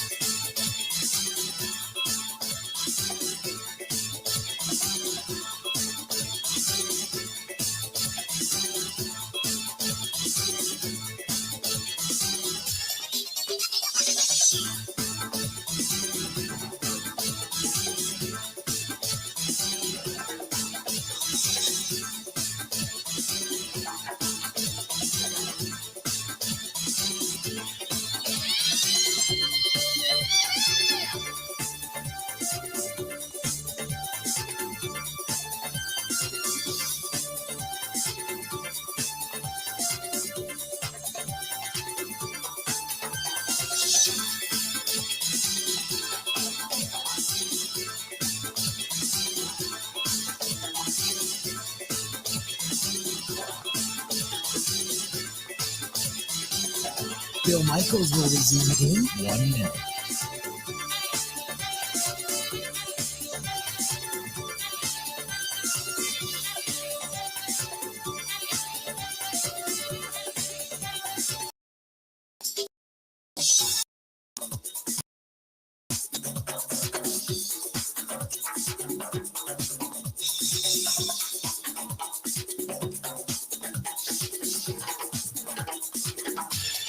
Bill Michaels will resume in 30 seconds.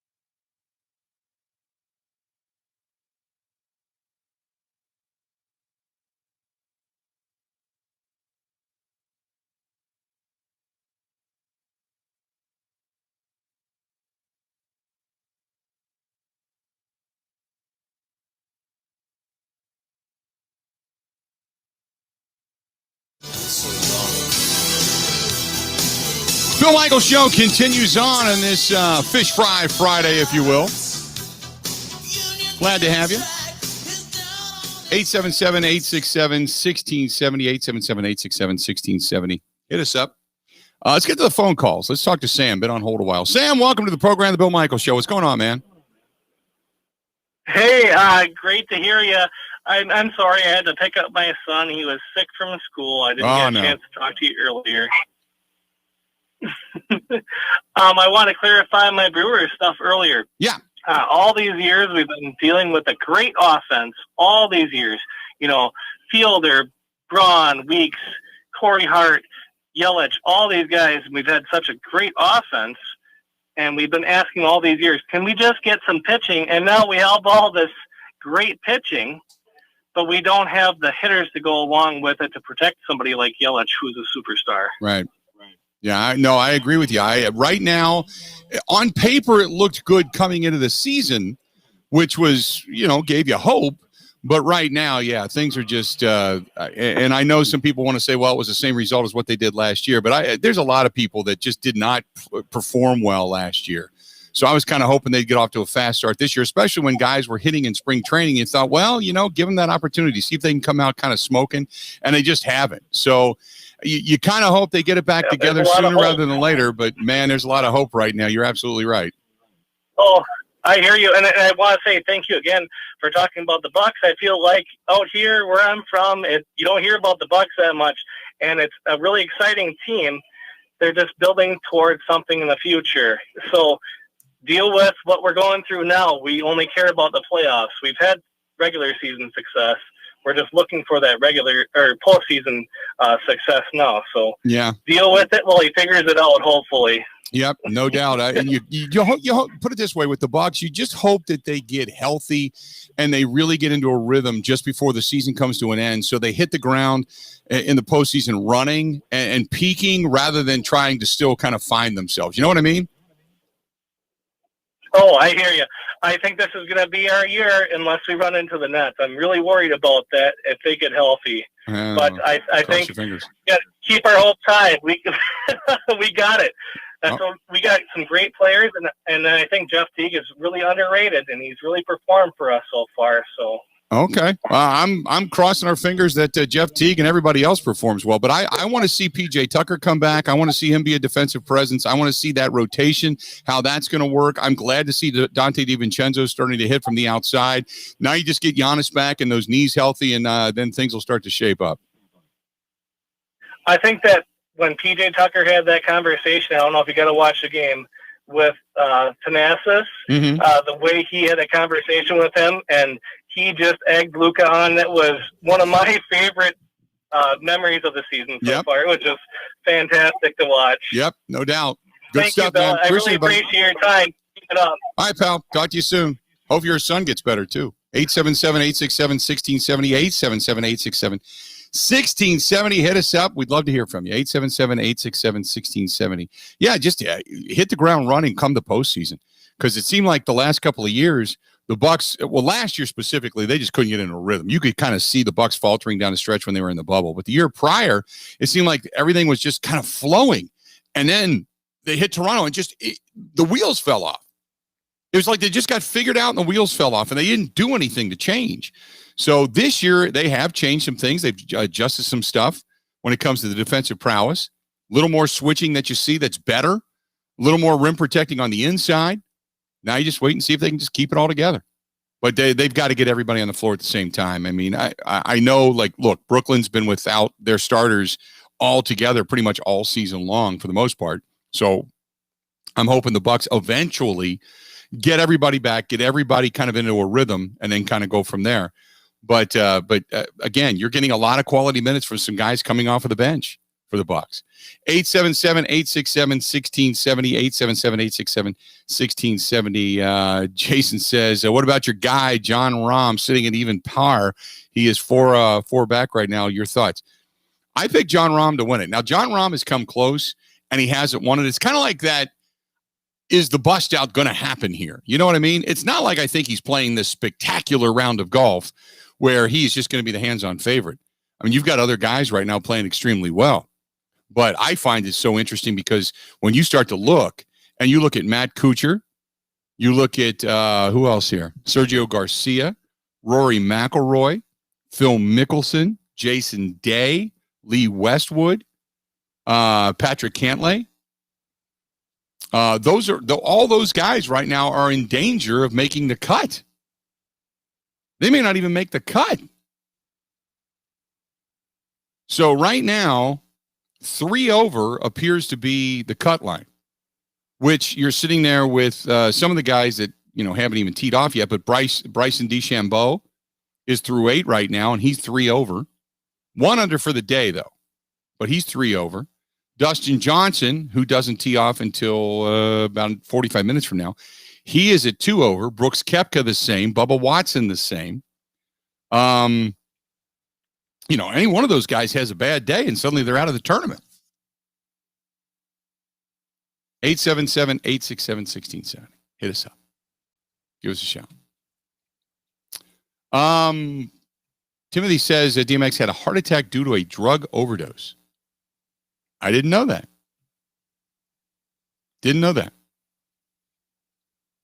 Well, whatever. I mean, you certainly hope that, friends, family. It's just 50 so young. I mean, good God. Good God. Then again, you also look at this and you say, you hate to say it, but how do you do the don't do drugs are bad thing without sounding like a caricature off of South Park, right? Chris says, yeah, I agree. If they keep pitching like this, they're going to be fine. Woody and Burns have been lights out. Freddie looked really good. The bats are going to come through, though JBJ, Jackie Bradley Jr., looks a little bit lost out there at the plate. Definitely a better lineup, and him on the bench right now. That's what I'm saying. When you looked at this team on paper coming into the season, you certainly thought that this was going to be better, right? You certainly did. It just hasn't panned out right now. That's why I still think I'm not in the panic mode. I still think it's going to be you're going to be good. I still think it's going to be fine. I know some don't want to believe that. Some just think that this is going to be same old, and what you witnessed last year is going to continue, and that spiral is going to continue until they maybe do something, change something when it comes to hitting coaches, because I know everybody wants to see the hitting coach fired. But I'm not in the panic mode yet. Let it play out. 877-867-1670. Again, 877-867-1670. Hit us up, and I would love to talk to you. If you got something going on, and I'm still asking the question, after Easter, do you do the fish fry thing? Are you still doing the fish fry thing? Or after Easter, do you just say, you know what? Something else going to go on now. What's happening in your life? Because tonight, I don't know what I'm doing tonight. I'm kind of thinking out loud. I don't know if I'm going to stay at home and do some grilling, or if tonight's going to be kind of a cool, casual night. Tomorrow night I got a dinner, and then Sunday heading down towards Lake Geneva. But just kind of figuring out what to do tonight. What do you got going on? 877-867-1670. Hit us up. You can also email thebillmichaels@gmail.com. More of the Bill Michaels Show next. Covering Wisconsin sports like a blanket. This is the Bill Michaels Show on the Wisconsin Sports Zone Radio Network.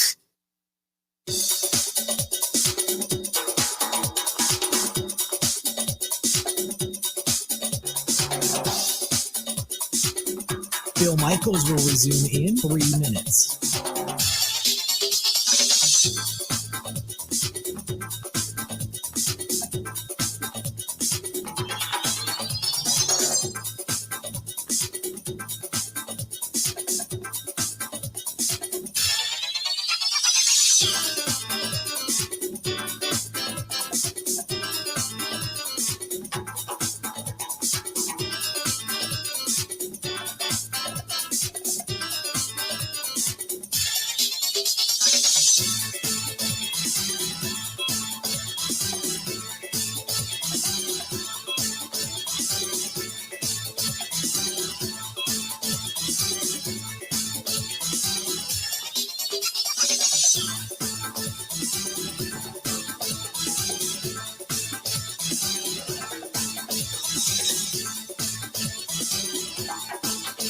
Bill Michaels will resume in 2 minutes.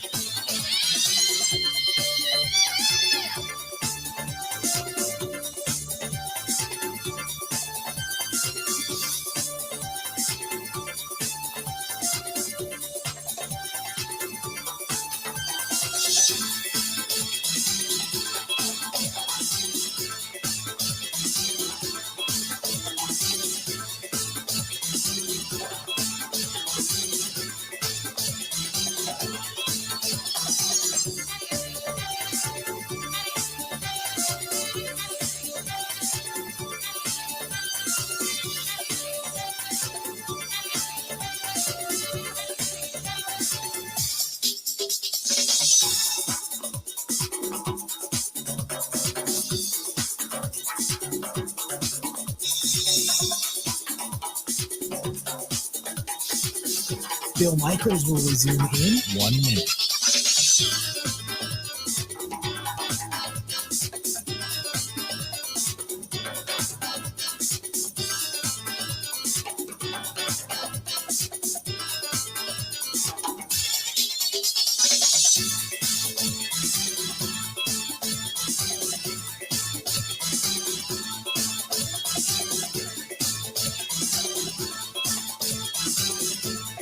Bill Michaels will resume in 30 seconds.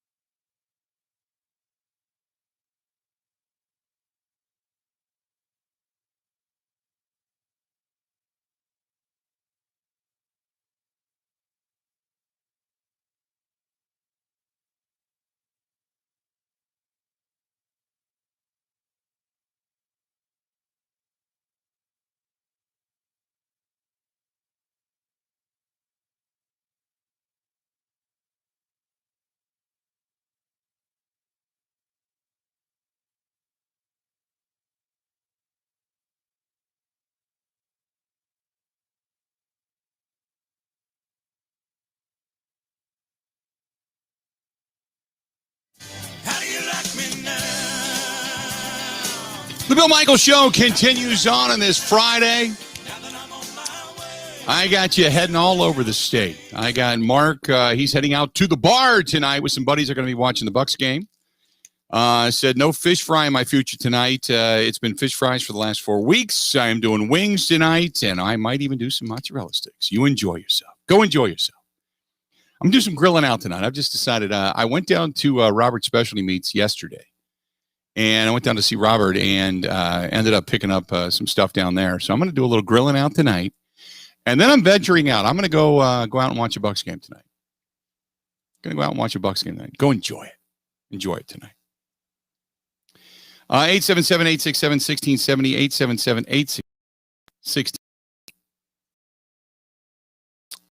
The Bucks are going to be just fine. They're not Eastern Conference Finals bound, though. I just don't think they're that good.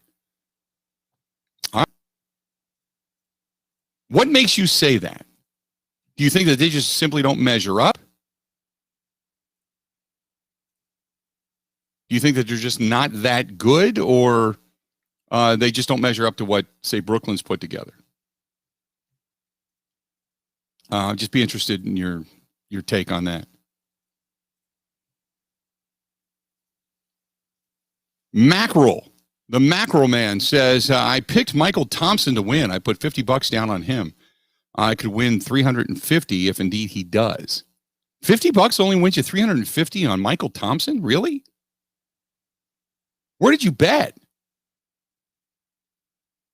I would have thought you would have gotten more out of that. Out of $50, I could see maybe a $10 bet getting you $350. But $50 on Michael Thompson to win the Masters? Really? Who'd you bet with? Like Joe down the street? I would think that somebody's into betting. Somebody find out what the odds were for Michael Thompson to win this damn thing. It's got to be more than that. Maybe 3,500 if you put $50 down on Michael Thompson to win it. Maybe 3,500, but not $350, right? Maybe you're forgetting a zero.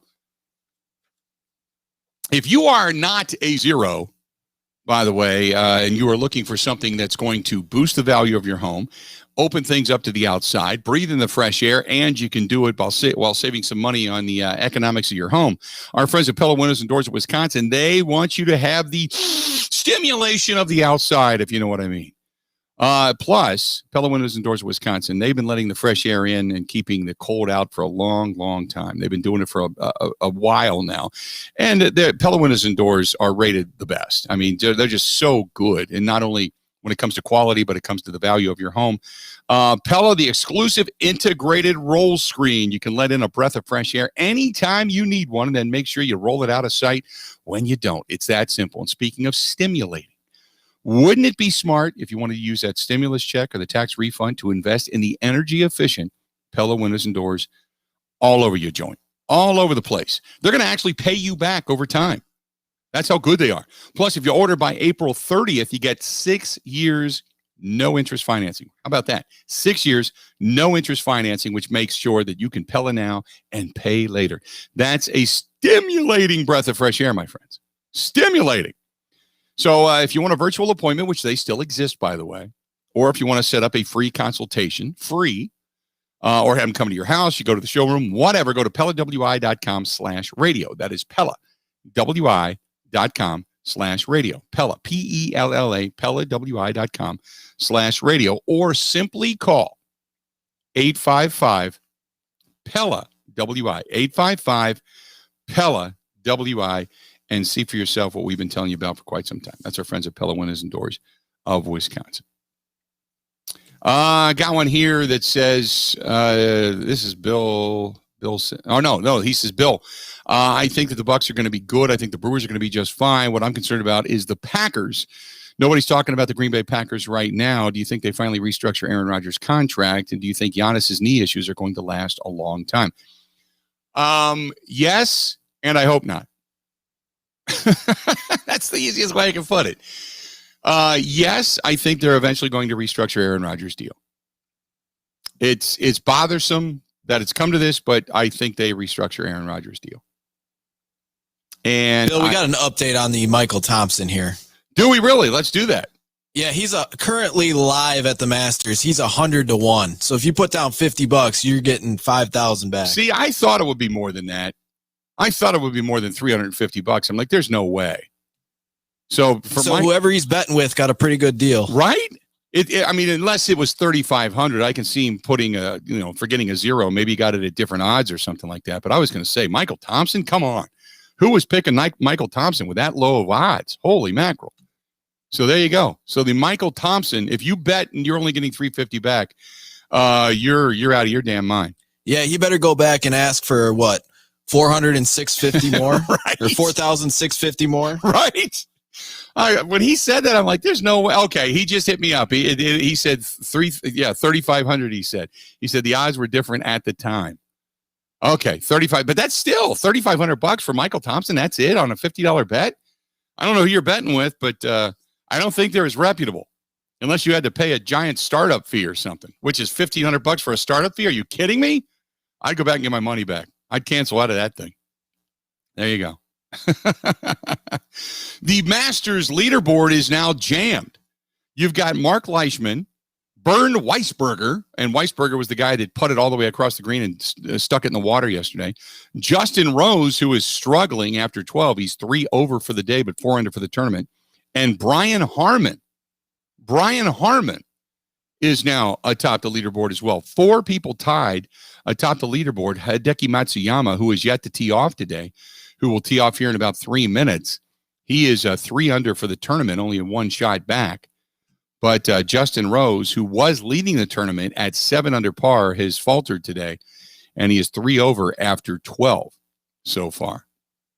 Some of the other ones yet to tee off. Webb Simpson yet to tee off today. Patrick Reed yet to tee off today. Cameron Champ, John Rahm, Xander Schauffele yet to tee off today. That's just some of the more notables. You got Bubba Watson, Brooks Koepka, and Dustin Johnson teeing off later this afternoon as well. By the way, Bubba Watson and Brooks Koepka, the same group, they tee off at 12:12 Central Time. So coming up here in about 17 minutes, something like that. But both of those guys, all 3 of those guys, Watson, Koepka, and Johnson, all 2 over par, and they're only 1 above the cut line. Cut line, it looks to be 3 over. That's where it's going to end up. But yeah, you've got some guys right now that some names that look like they may not make it. They may not make it the way it stands right now. Sergio Garcia, who has won the Masters, would not make it right now. Rory McIlroy, 4 over after he pounded his dad with that stray shot, would not make it right now. Phil Mickelson, 5 over. He's +2 on the day after 10. He looks like he's not going to make it the way he's playing. Jason Day, 5 over right now. Matt Kuchar, 6 over right now. Lee Westwood, 6 over right now. There's some guys that may not make it. Course is playing a little more difficult today, too. Although Weisberger is 6 under for the day, he's lighting it up after a rough day yesterday. 73 degrees and cloudy at Augusta National. Stay tuned. 2 hours down, 2 hours yet to go. Rowdy bringing us the update on the betting. Anybody else got any more bets you want to place? Let us know. More of the Bill Michaels Show right after this.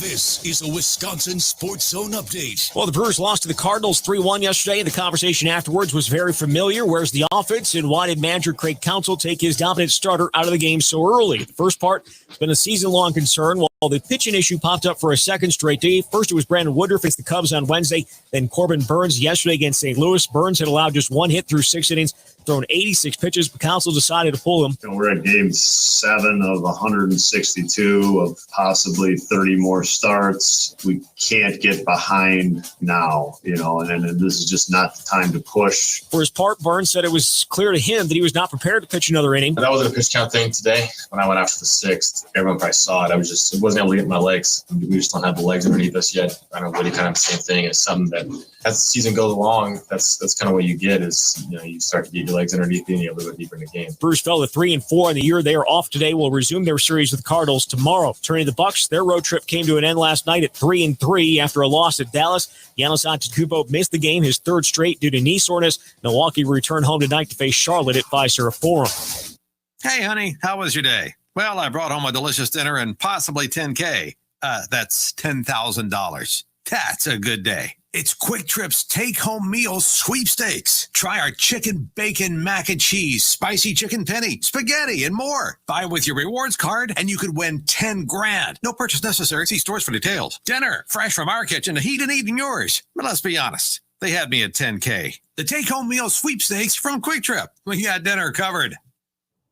Well, the Wisconsin football team will be back on the field for a sixth time in spring tomorrow. Badgers going to practice a total of 15 times this spring, and we're just less than 3 weeks away from the start of the NFL draft. With this Wisconsin Sports Zone Network update, I'm Zach Heilprin.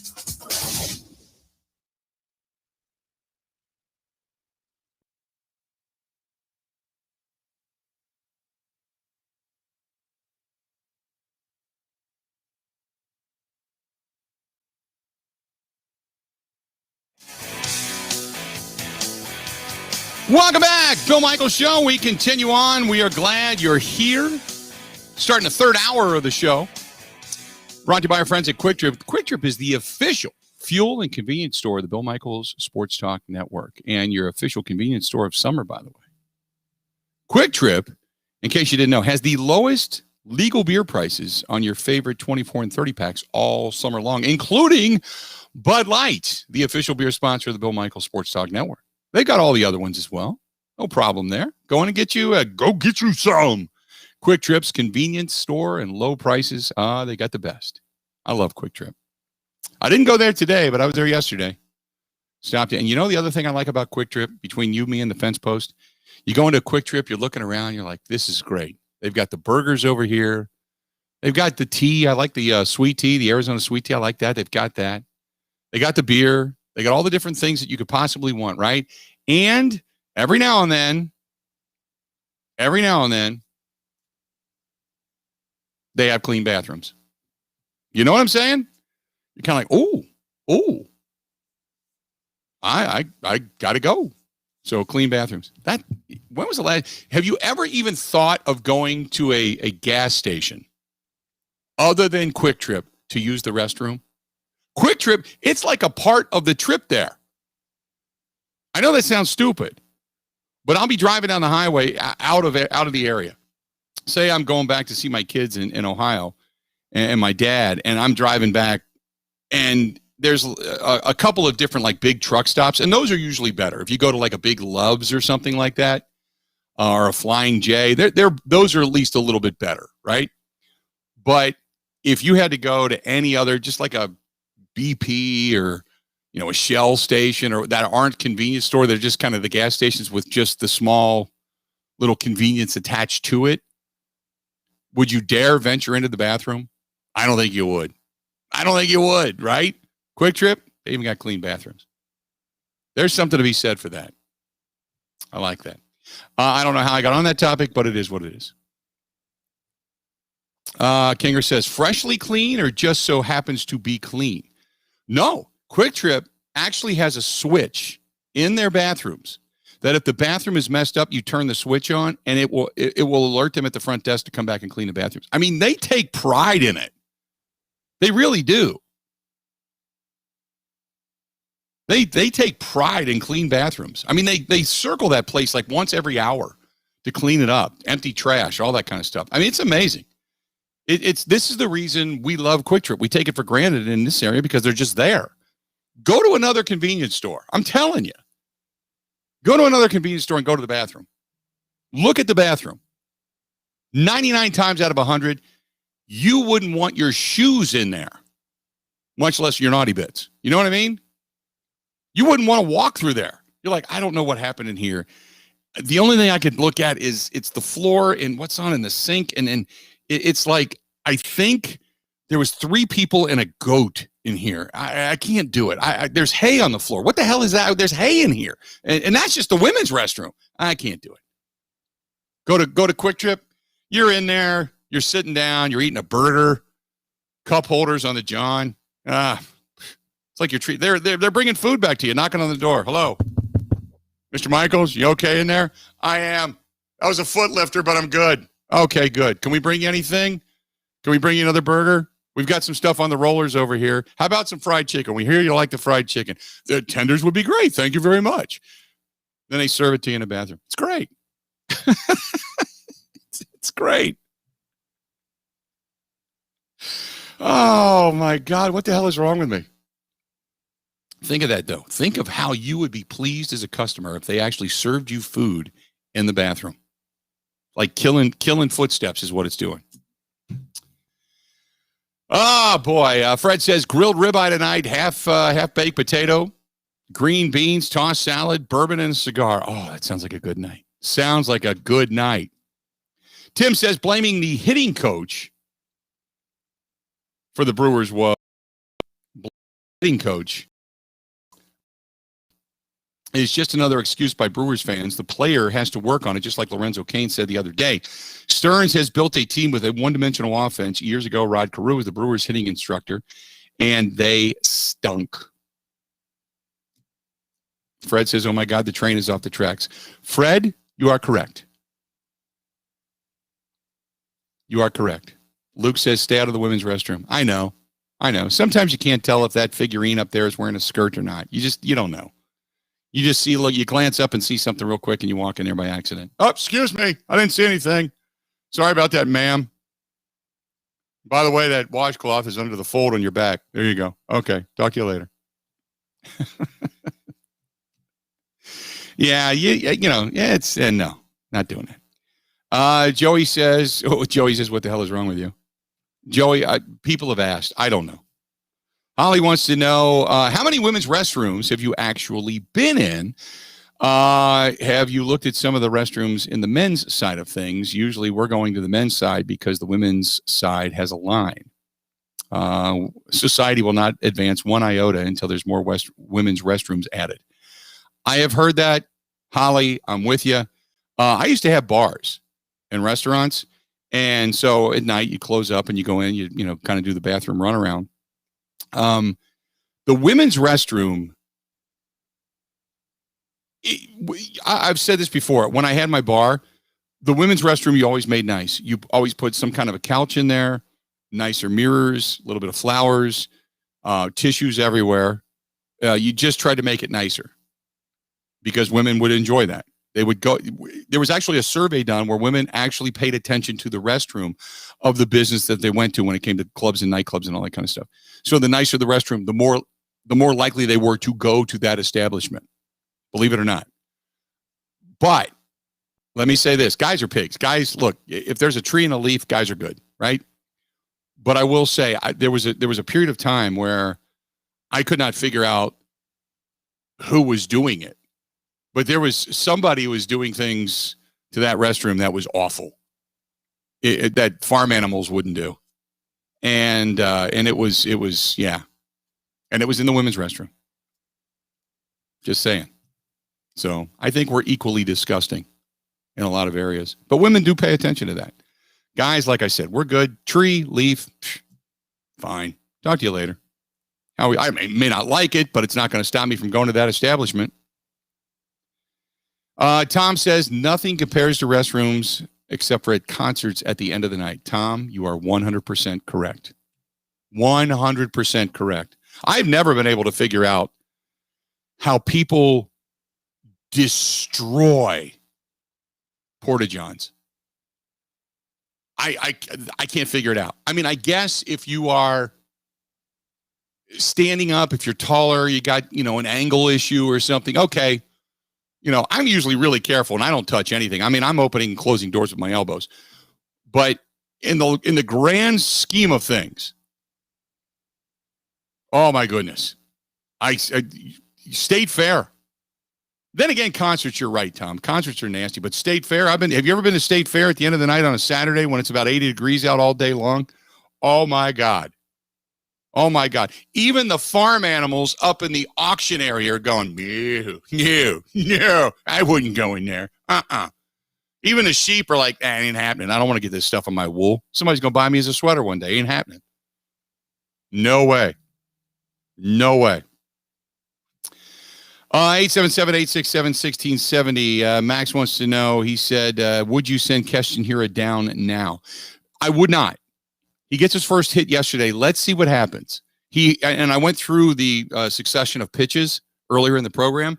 When he had his first at bat, even though he ended up flying out, He laid off of the first two rising fastballs, the four-seam high fastballs. He laid off of that, which led to a better at bat later in the game in which he doubled. So maybe if pitchers sense that he's not going to go after the high fastball anymore, you can't just be giving up balls because he's going to get ahead in the count. So if he realizes to lay off of it, now you get 2 strikes on him, you're coming at him with a rising fastball, four-seam rising fastball, because you got to see where he's going to fish for it, whether he's going to continue that or not. But if he doesn't consistently and lays off of that, that's a majority of his problem. So no, I'm not going to send him down. Let's see if he kind of pulls himself out of this. Brett says, what is your favorite baseball movie? I got to say Bull Durham. Bull Durham and Major League, one of those. I mean, both of those movies, if they're on, doesn't matter when I catch them, beginning, middle, end, what channel, at what time, I'll sit down and watch them. It's that kind of movie. Bull Durham, Major League. Those are the two. I'll watch either one. I love them both.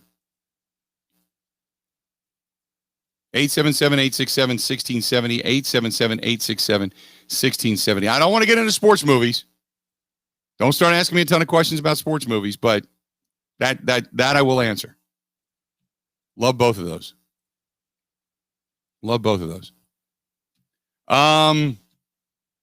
AT&T at the half says, hey, Unit, what did you think of the NCAA tournament? I was a little bit disappointed with the way the Zags got blown out. Everybody made excuses, and Baylor didn't get credit. I think the Keston here is going to be just fine, but everybody has to lay off of his back for just at least 10 more games, and then we'll see. By the way, Burns is dealing. Is he now the ace of the staff? No.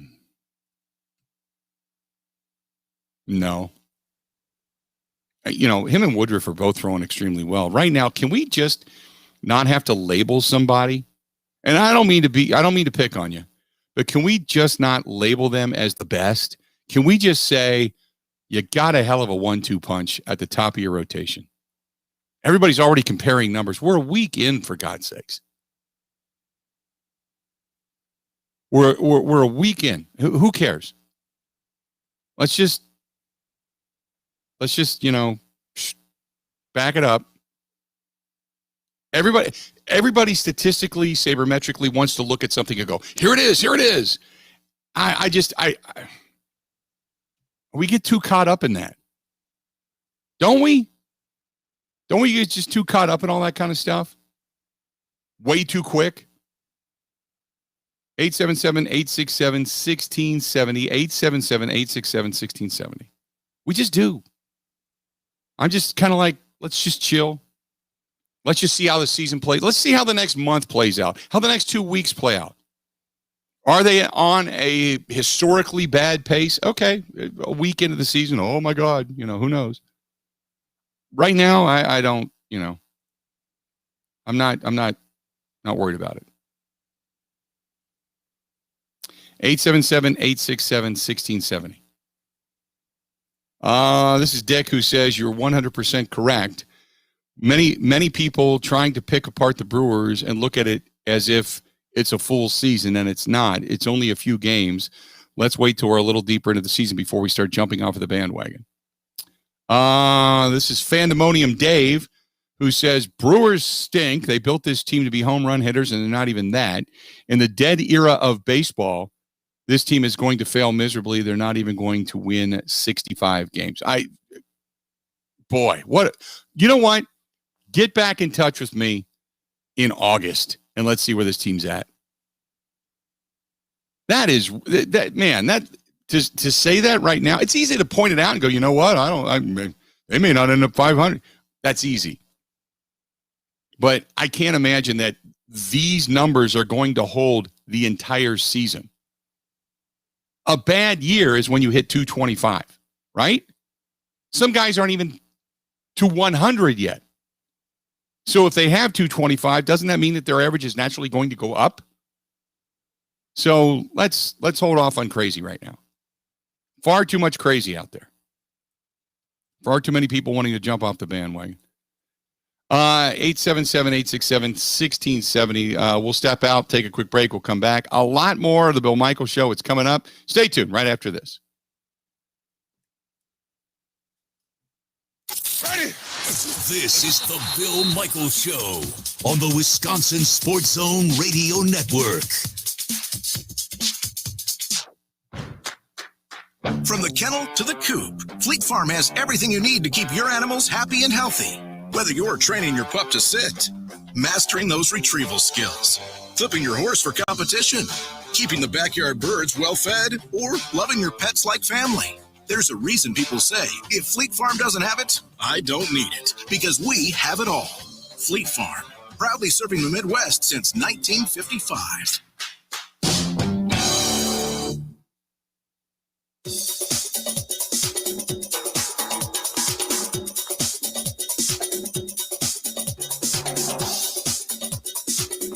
Bill Michaels will resume in 3 minutes.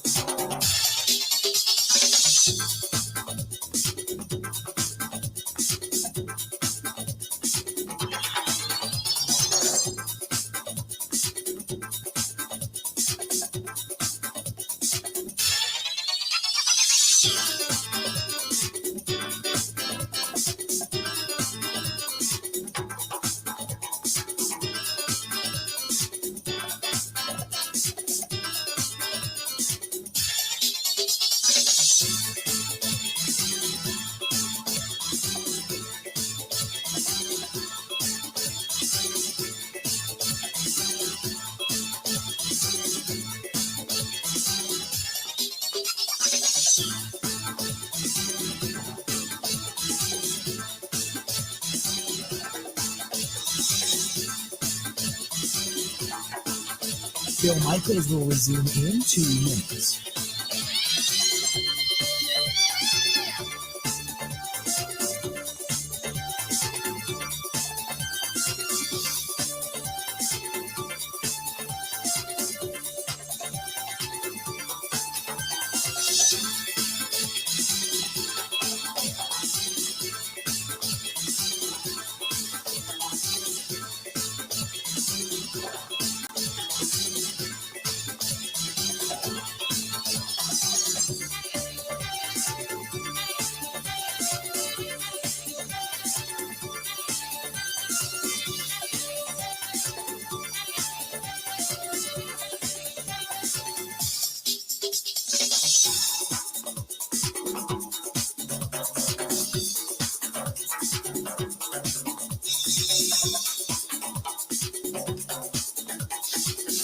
Bill Michaels will resume in 1 minute.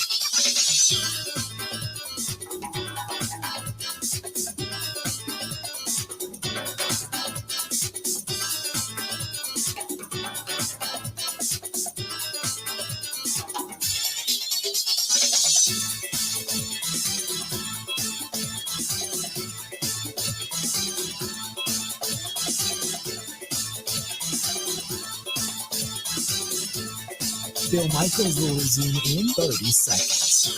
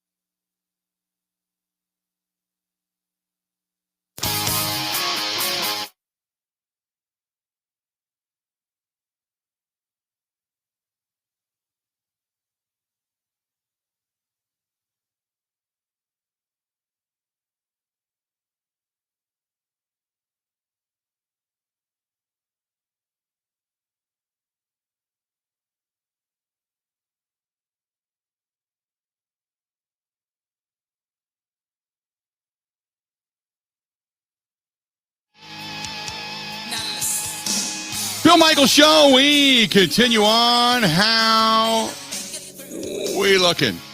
What you got going on this weekend? We were talking about that. Not doing anything. If you're looking for a great place to go, whether it's today or tomorrow or in a week or 2 weeks, I'm telling you, is your grass green cleaned up. My grass is, well, other than the brown spots where the dogs went over the winter, my grass is like really green. We've had rain and obviously it warmed up.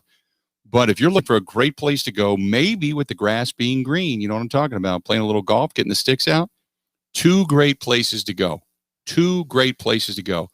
One, the Four Seasons Island Resort in Pembine, Wisconsin. It's a 1-tank trip, my friends. Go up there, spend the weekend, take the wife, take the girlfriend, take your buddies, whatever it happens to be, play some golf, smoke a cigar right there on the front patio where Al Capone and his boys used to hang out, you know?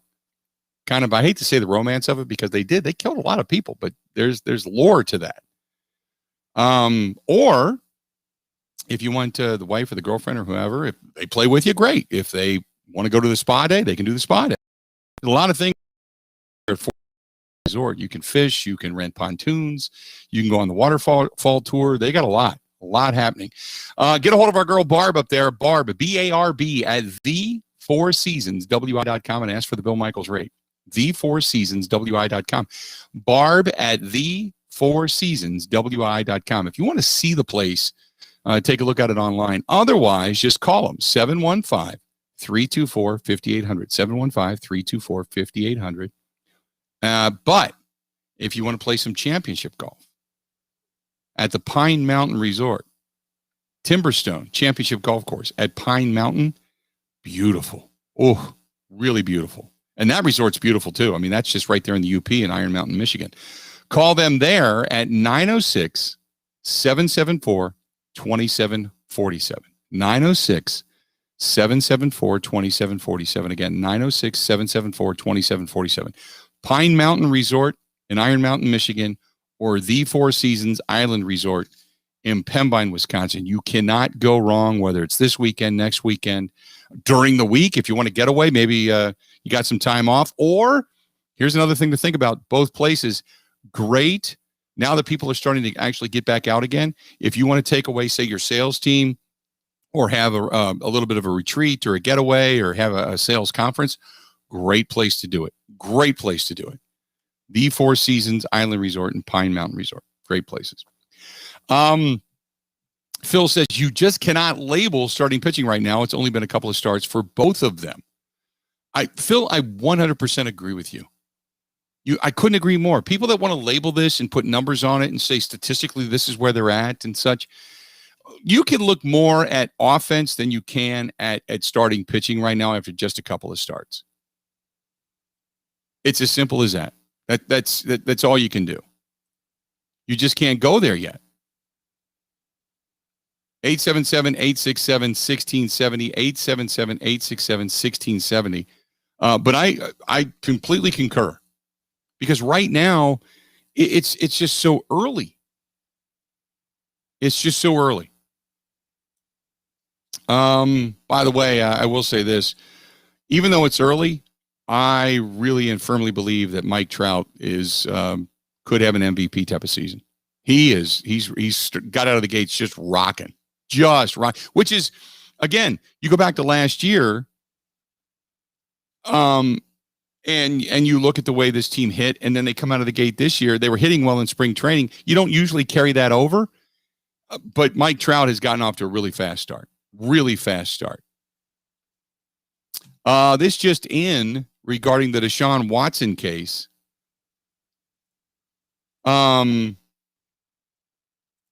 The judge has ruled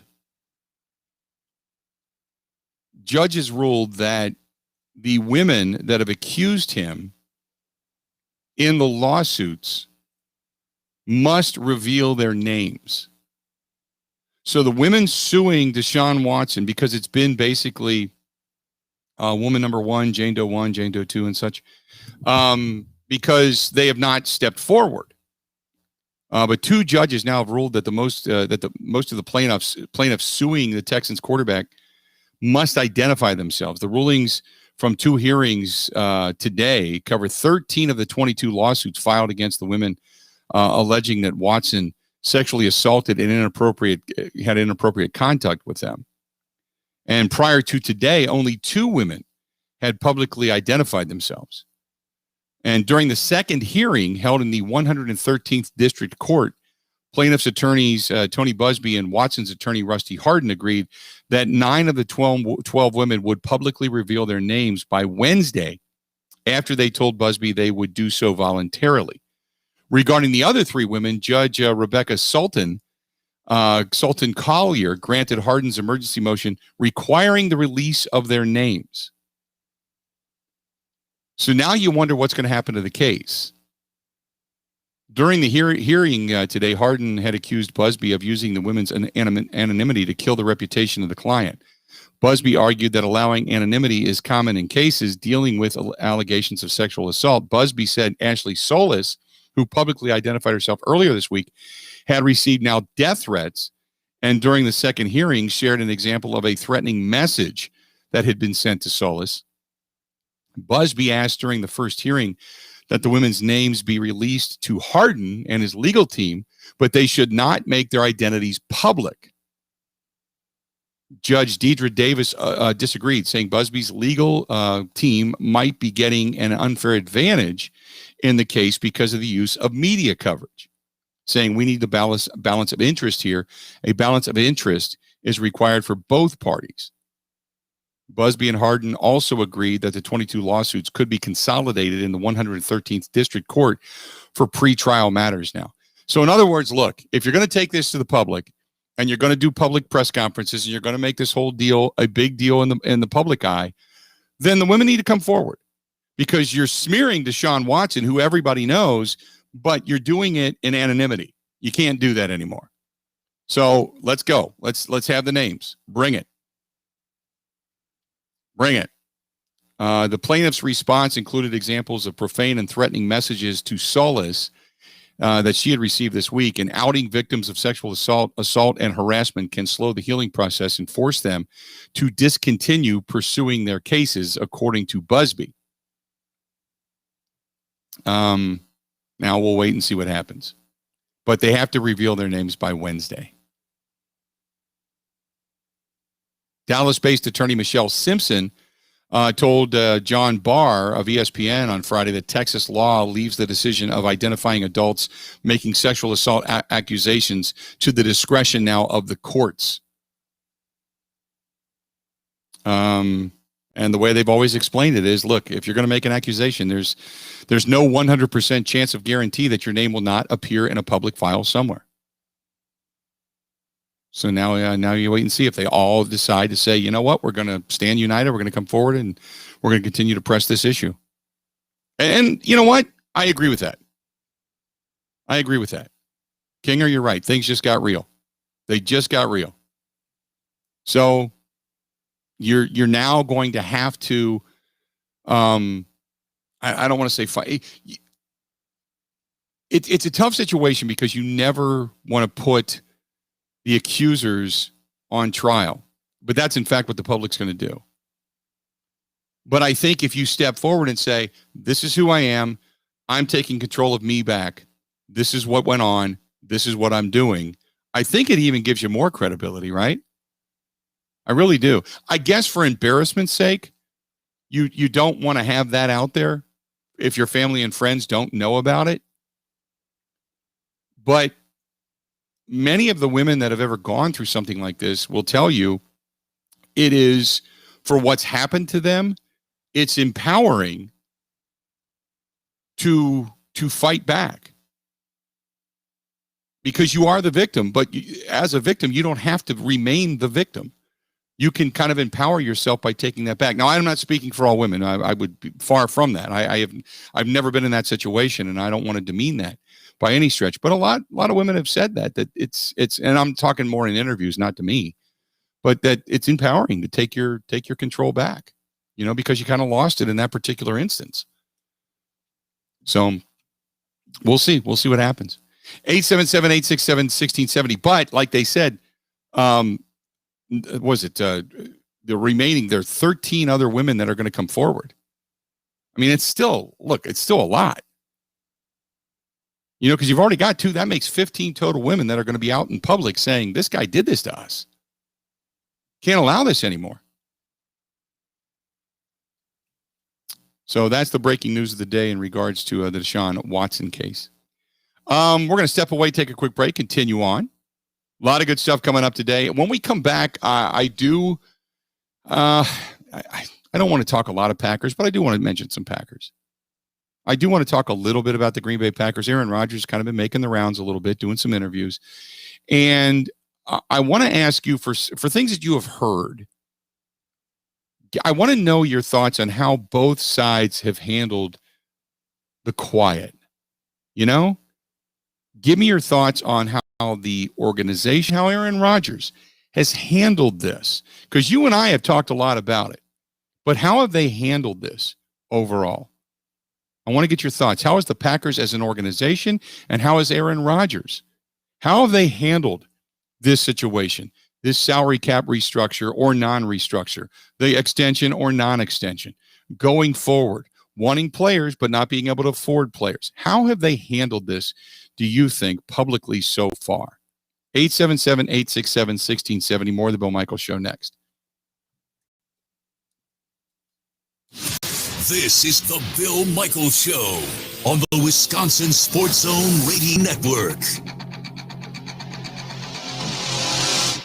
The big unit, Bill Michaels here for Scholze Family Beef. Now, you can kick off the tailgate season, whether it's at the ballpark or in your backyard, with their bratwurst. There's 4 different flavors available: beef, blue cheese, pork, and beer brats. They have pre-formed burger patties as well, skinless wieners for the kids, and even snack sticks and jerky. That's all awesome. But if you're a meat griller, Scholze Family Beef has steaks for grilling, roasts, brisket, ribs, tomahawk ribeyes for smoking. Also, Fox Smokehouse barbecue sauce and salty provision seasonings are available as well. Being a family farm, they really do have that special touch. They want you to come on by. Stop by the farm. I'm not kidding. Stop in and check out the farm store, a good old-fashioned farm store. Whether you drive or ride a motorcycle or even an ATV, come on in and sit a spell. If you want delicious pasture-raised beef delivered to your doorstep, order today, and you'll get it in a couple of days. Go to ScholzeFamilyBeef.com. That is Scholze, SCHOLZE, ScholzeFamilyBeef.com. From their family farm to your family's table. That is Scholze Family Beef.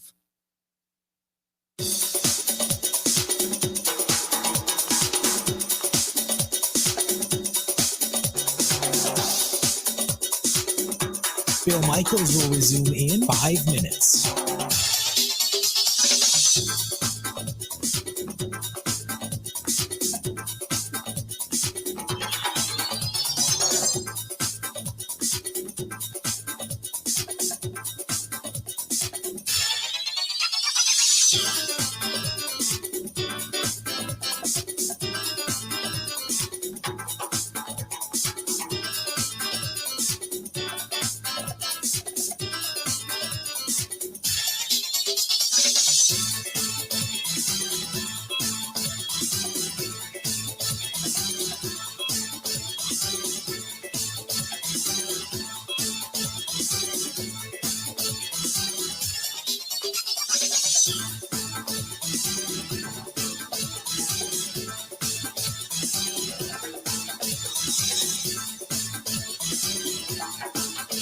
Bill Michaels will resume in 4 minutes.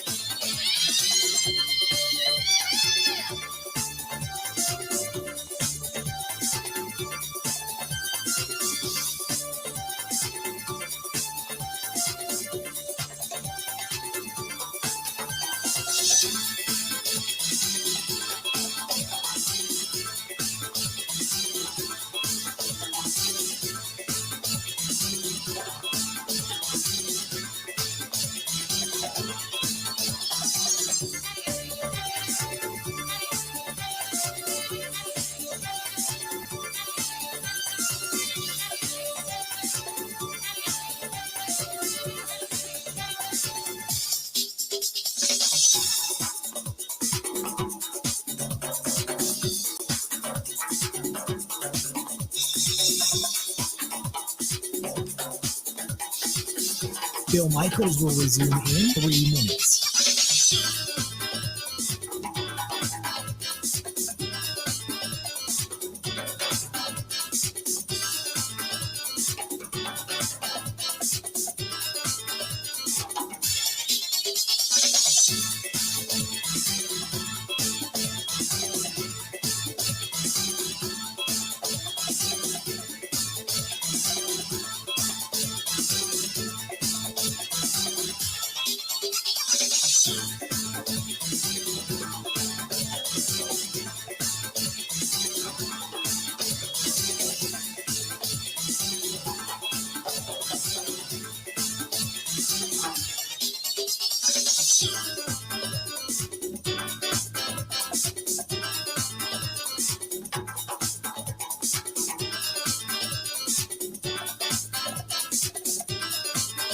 Bill Michaels will resume in 2 minutes.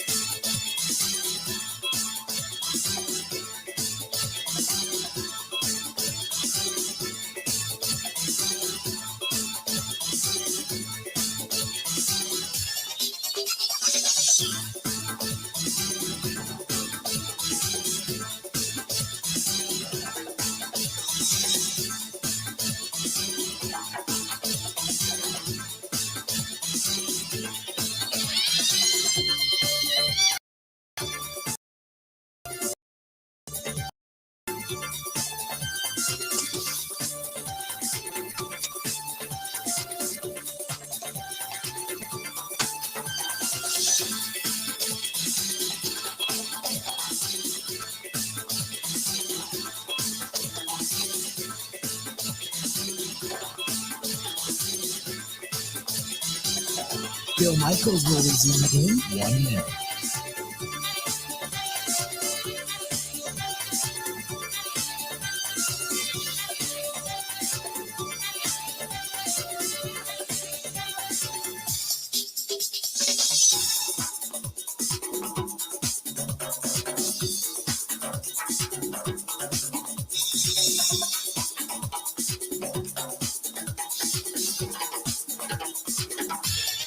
Bill Michaels will resume in 30 seconds.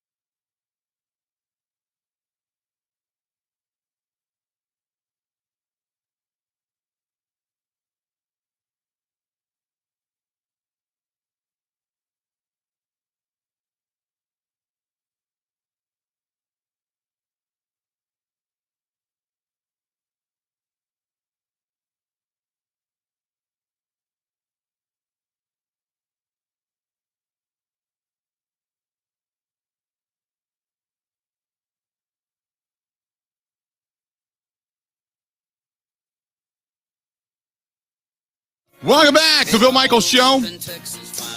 We continue on. We are glad you are with us. Hopefully you're enjoying your day today, and if you're going to do it, you're going to be grilling out. Boy, I tell you what, our friends at Scholze Family Farms, they got something for you. Scholze Family Beef. Kick off your tailgate season, whether it's at the ballpark, now that you can go back there, or like I'm going to do tonight in my own backyard. You got bratwursts that are available, 4 different flavors: beef, blue cheese, pork, beer. Got the beer brats. They got those. They've got pre-formed beef patties. You can pick those up. Skinless wieners for the kids. And that just sounds weird. Skinless wieners for the kids. But I know when I was, I had to search for those things when my kids were really, really young. And then they've got snack sticks and beef jerky, which is all awesome. But if you're a meat griller, and I am, Scholze Family Beef has steaks for grilling. They have got all kinds of steaks for grilling, whether it's New York strips or ribeyes or fillets, whatever it happens to be. Plus, they have roasts and briskets and ribs and those tomahawk ribeyes. You can smoke those things. Oh, my goodness.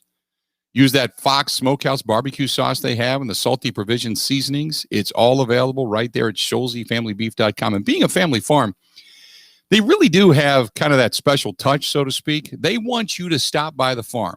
I'm not kidding. Stop on in. Stop on in. Check out the farm store, a good old-fashioned farm store. And whether you're driving in, car, truck, motorcycle, even the ATV trails out there in central Wisconsin, near Humbird, Wisconsin, they say stop on in and sit a spell. And if you want delicious pasture-raised beef delivered right to your doorstep, you can do that as well. All you got to do, you can order right now. Order today and get it in a couple of days. Go to ScholzeFamilyBeef.com. That is Scholze, SCHOLZE, ScholzeFamilyBeef.com. That's ScholzeFamilyBeef.com. Again, SCHOLZE, ScholzeFamilyBeef.com. From their family table to your family store, or from their family store to your family table. Pardon me. I screwed that up.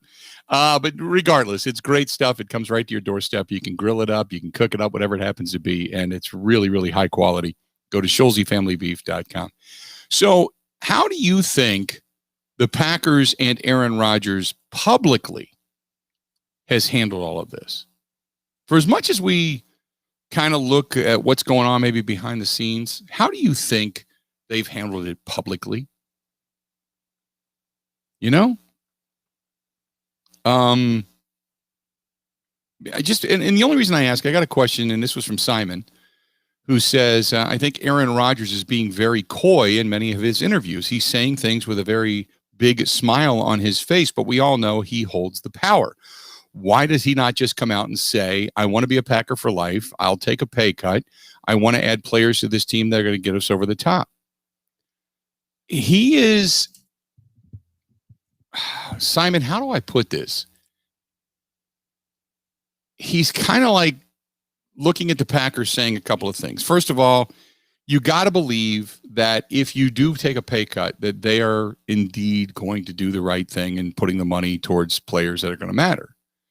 But I believe, and again, this is just my own belief, that he is looking at this right now saying, yeah, you made your bed.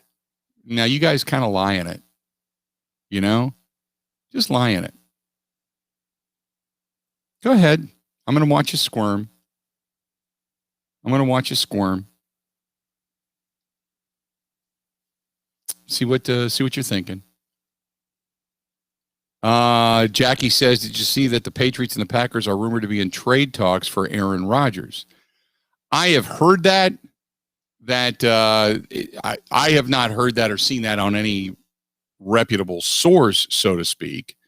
I know that's something that's being pushed around, by the thought process by some on the outside, but I have not seen that anywhere in a, it hasn't broke on NFL. It hasn't broke on Pro Football Talk. It hasn't broke on ESPN. It hasn't broke on the NFL Network. There's been none of that. So, I mean, look, they've talked more about the non-story that is Russell Wilson being traded. Because remember, Russell Wilson, his agent said, yeah, we would waive the no trade clause. There's 4 teams we would like to go to, if indeed that were to happen. Well, the 4 teams they labeled have quarterbacks. The only one that is even remotely capable of taking on Russell Wilson would be the Bears. Now, they still could do it. They're the ones that offered the massive amount of booty just to be able to possibly, they offered like a couple of first rounders, a second rounder, 2 current starters. I mean, they offered a boatload, and Seattle didn't take it. But the Cowboys, which was on that list, they ended up signing Dak Prescott. The only other 2 that are out there are New Orleans and the Raiders, and then the Bears. And the Bears are the only team that really stepped up and offered a bunch. And New Orleans can't take on that salary right now. You know? So who else is going to do it? Who else is going to do it?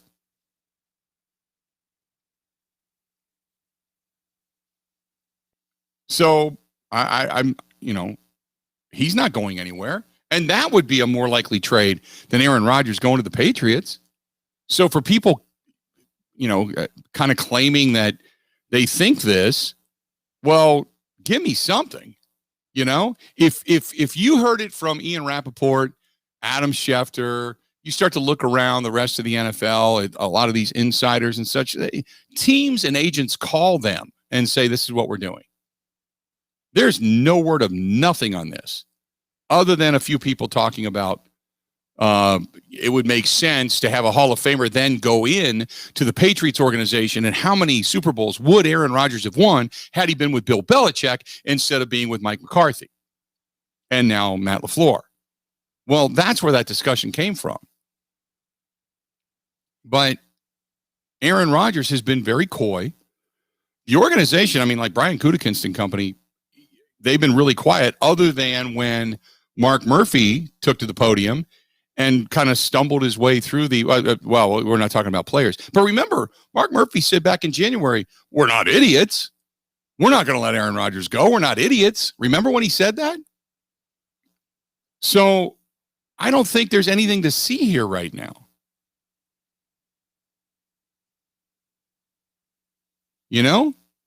Luke hits us up over in the Bud Light live stream. He said it's probably best right now that we don't know the real workings inside 1265 Lombardi Avenue. It probably just irritate the hell out of us. Silence is probably the best thing until something actually happens. Rick says, if you're Matt LaFleur, I think you'd want Rodgers given an extension. Beyond the obvious reasons, Rodgers probably gets the team in a better call based on his smarts and wisdom at least once a game. And it's one or two plays a game that wins or loses you a game. If you're LaFleur, would you want that wagon tied to a greenhorn with an arm? What's your thoughts? I've said it time and again. Until Rodgers proves you he doesn't have it anymore, you go with Rodgers. He's a Hall of Famer.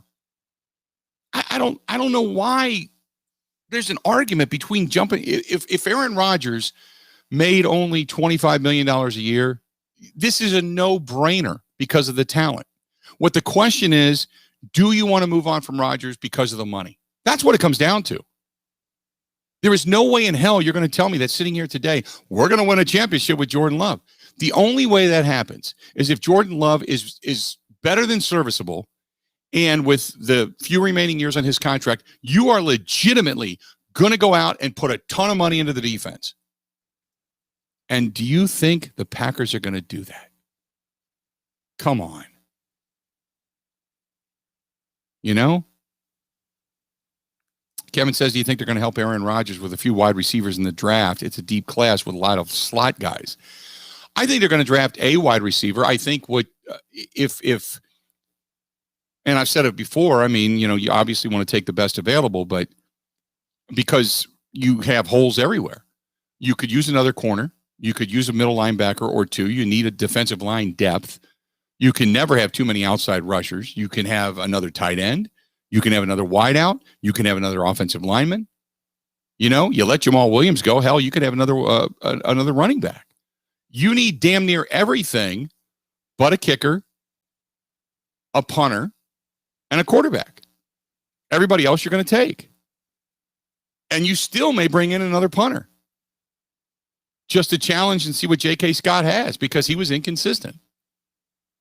But you're not taking a quarterback. You're not taking a kicker. You're not taking a punter. Beyond that, it's wide open. I'm open to anybody. Early on, though, you'd like to at least find guys that are going to be starters. Your top 3 rounds, you want guys that can contribute. But other than that, I'm wide open to anybody.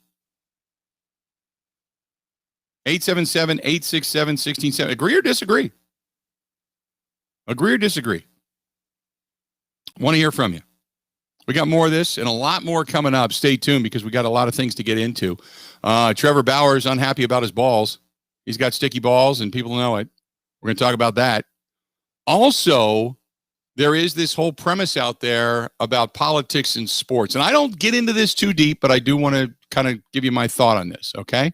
So we'll touch on it and see what your thoughts are as well. But we're talking a little Packer football. Stay tuned. More of the Bill Michaels Show is coming up next. Covering Wisconsin sports like a blanket. This is the Bill Michaels Show on the Wisconsin Sports Zone Radio Network.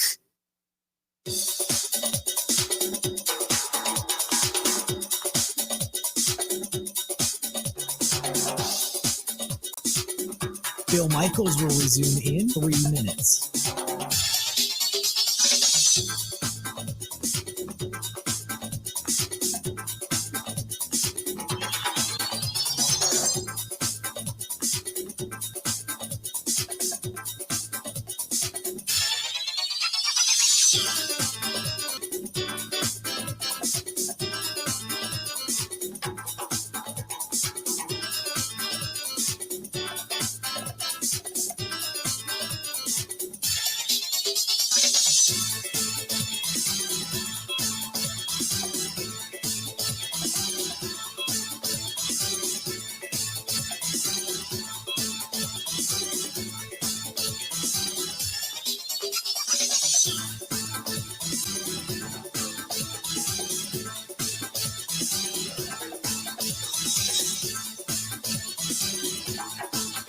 Bill Michaels will resume in 2 minutes.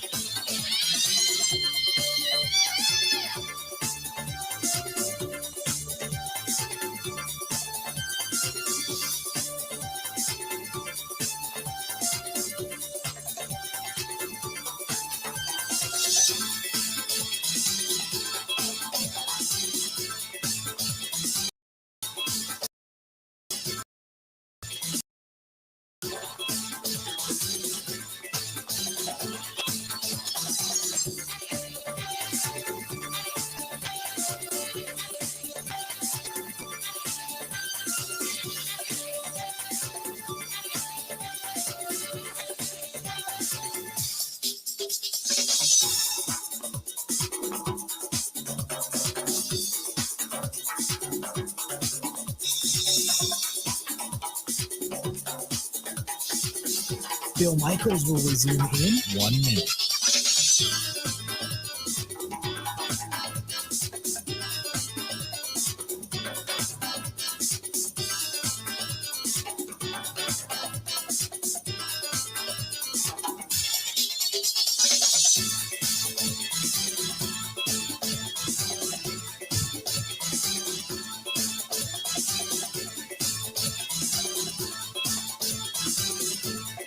Bill Michaels will resume in 30 seconds.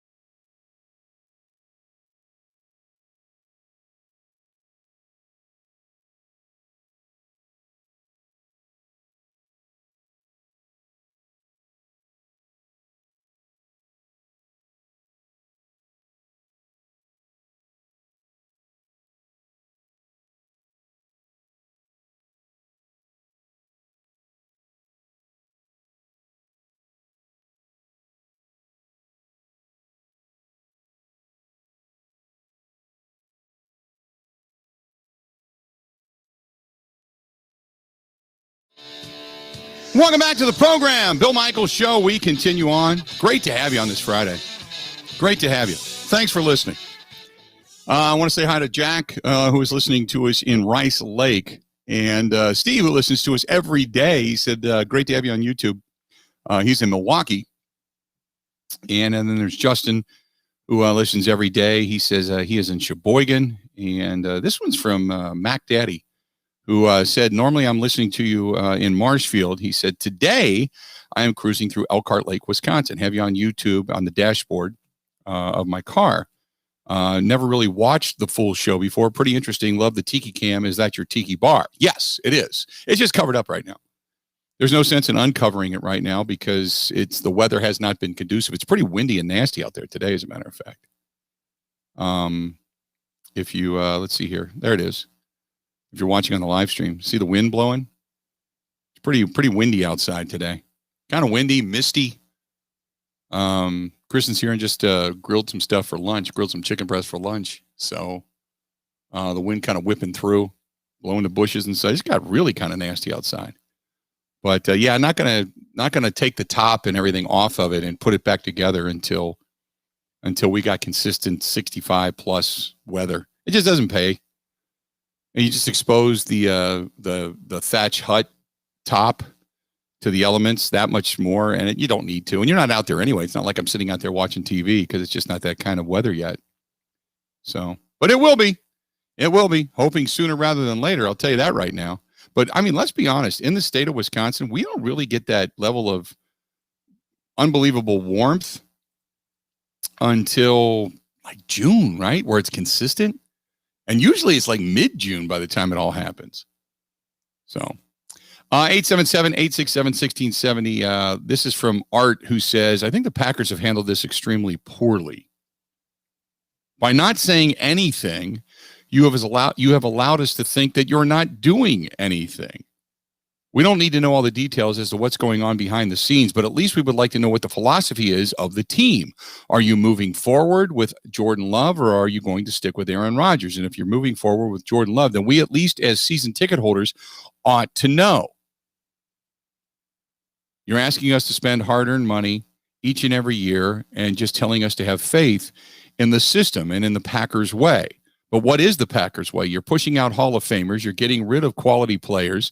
You spend minimally when it comes to big contracts for high-end players that are out in the free agent market. You're always trying to find the bargain basement prices, and yet you're telling us to pay a premium. Which is it?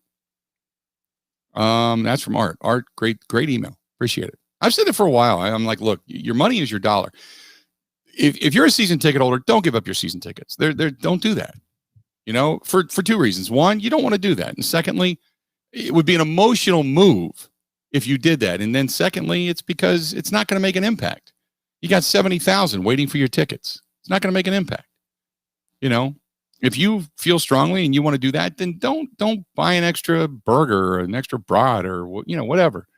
But don't give up your season tickets. You're still a fan. You will be. Okay. And it's not that, look, I'm not trying to tell you what to do, so to speak, but Packers fans are passionate and emotional. I know. I've been doing the Packers postgame show since 1999. Believe me, I have been there for every postgame show. Everyone. From preseason all the way through to the postseason. I've been there for everyone. It's an emotional time. You want to know what's going on. But you also, on the other hand, it's kind of like you don't want to know what the Wizards doing because you don't want to see behind the curtain. So it's my advice has always been you got to ride it out. But I'll say this, personally speaking, sometimes no news for sports talk is good news. We got another hour of the Bill Michaels Show. It's coming up next.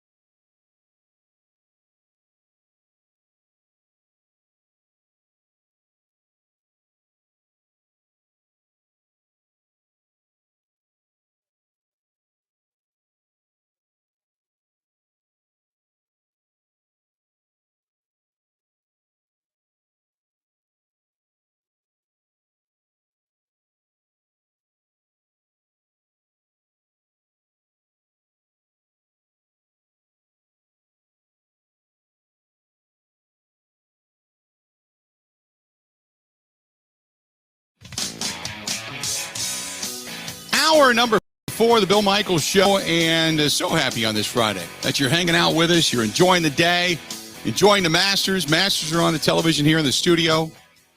877-867-1670. If you want to find out more about the show, about the information and such, go to thebillmichaels.com, thebillmichaels.com. Thanks for following on Twitter and on Facebook and on YouTube and on Twitch and all that kind of good stuff. All that kind of good stuff. Glad to have you. Let's see here. Tim says, if MJ was in the game today, you wouldn't have seen him take a seat.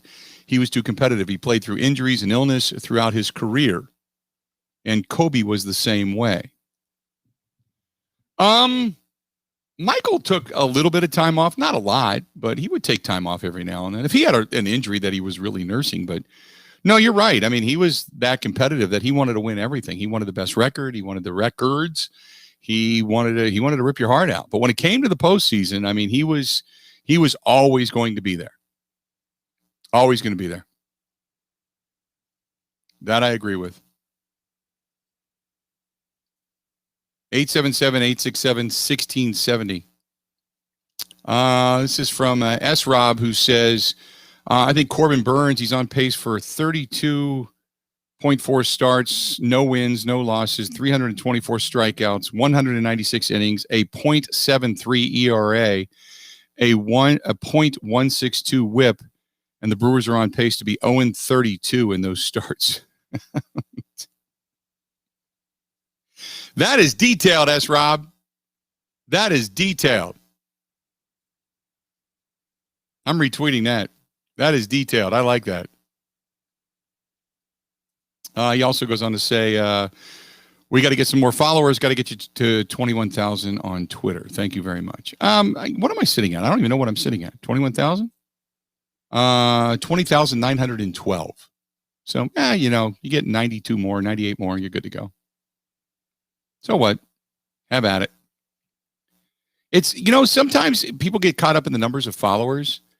And if everybody that follows on Facebook and Twitter at the same time, and they're there and they're quality and they're contributing to the show, that's it. That's it. There's nothing more to it than that. I think sometimes people get caught up in the numbers. And it's great. I mean, if you have that many people that have an interest in you. But I also think that sometimes it's where you say quality over quantity, But thank you. Thank you so much. I really do appreciate that. I have really learned to appreciate those who follow, who stick with you. It's not that you ever take it for granted. It's just sometimes it's there and you don't recognize it as much. You know what I mean? Hopefully that makes sense. This is from Trevor. Trevor says, did you see the Major League Baseball collecting the balls of Trevor Bauer? Yes, and I brought this up. A new rule in Major League Baseball this season. It allows umpires to start gathering baseballs that they believe might have a foreign substance on them.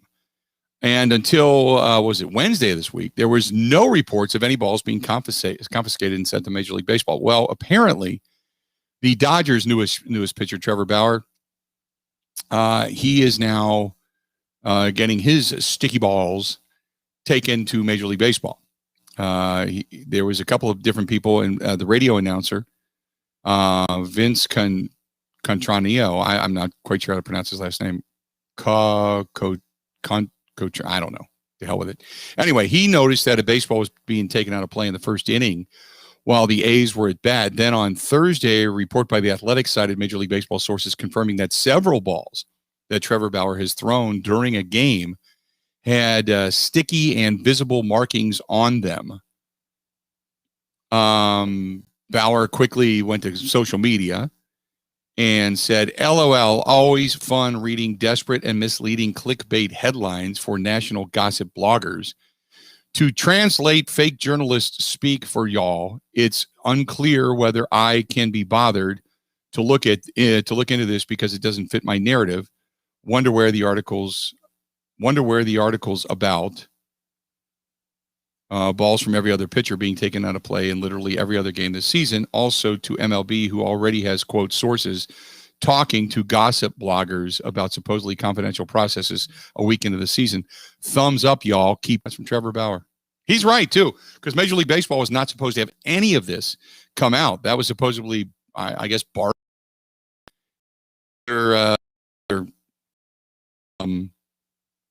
issue that I'm sure is going to be brought up in this nuclear winter that is baseball and the Baseball Players Association as they try to work out some type of a deal.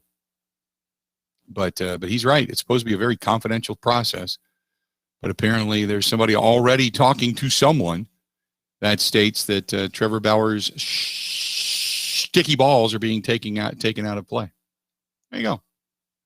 Nothing to see here. 877-867-1670, 877-867-1670. Hit us up. Go ahead and do so. I want to hear from you. This one is from Kinger. Said it's time to move on and use our first-round draft pick for a kicker. Mason Crosby's days are numbered, and better start looking for a replacement right now. Right? The timing of that might not just be proper. This is from Luke the Duke, who says, got to pick up a couple of wide receivers to help out Devontae Adams. The ones we have are good, but they're not more than serviceable. They're just good. Aaron Rodgers gets a couple more weapons. This offense is going to be even better, and they're off to a Super Bowl. Well, then again, he would have to look for them, right? He would actually have to throw to them for them to be better. We won't know. I say that in jest and, a lot of sarcasm, dripping sarcasm, as a matter of fact. But that's the truth. I mean, down the stretch, when the Packers needed a score, it was the Devontae Adams, Aaron Rodgers show and nothing more. Even when Alan Lazard was open or Aaron Rodgers had a chance to run it in or at least get down close to the goal line, it was still the Aaron Rodgers, Devontae Adams show. So there you go. Mark says, have you seen how far Dustin Johnson is hitting the golf ball? It's ridiculous. I remember when getting to 300 yards was a feat. Now it's someone of the norm. And if you don't get it to 300 consistently, you're not considered a very good golfer.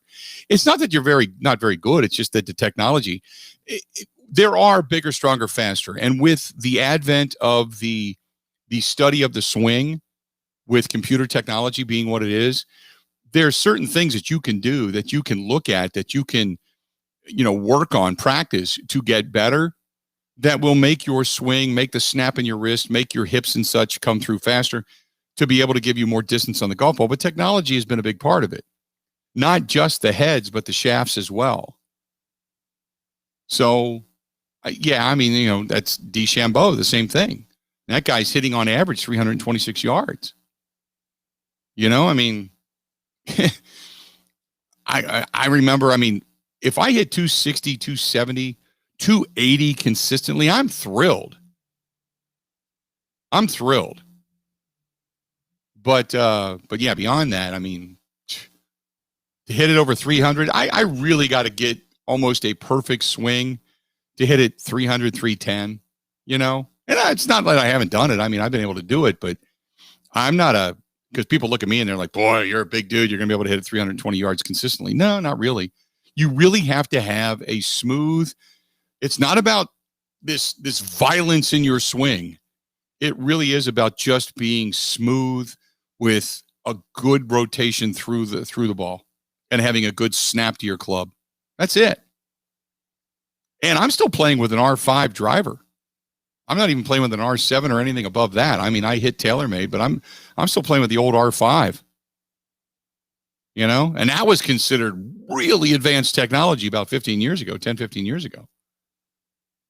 And if the club that I pick up today keeps guaranteeing, if every year the new club says, we can guarantee another 10 yards to your golf ball, well, if that's the case, by the time I buy the club of today, and every year it adds 10 yards, I should be hitting at 370 yards consistently, right?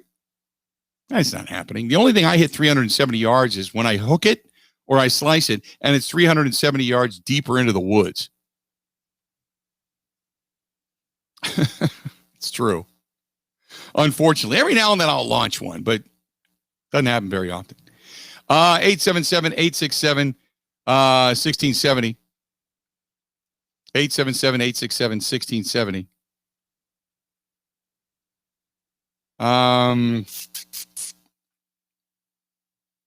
What else do we have here for you?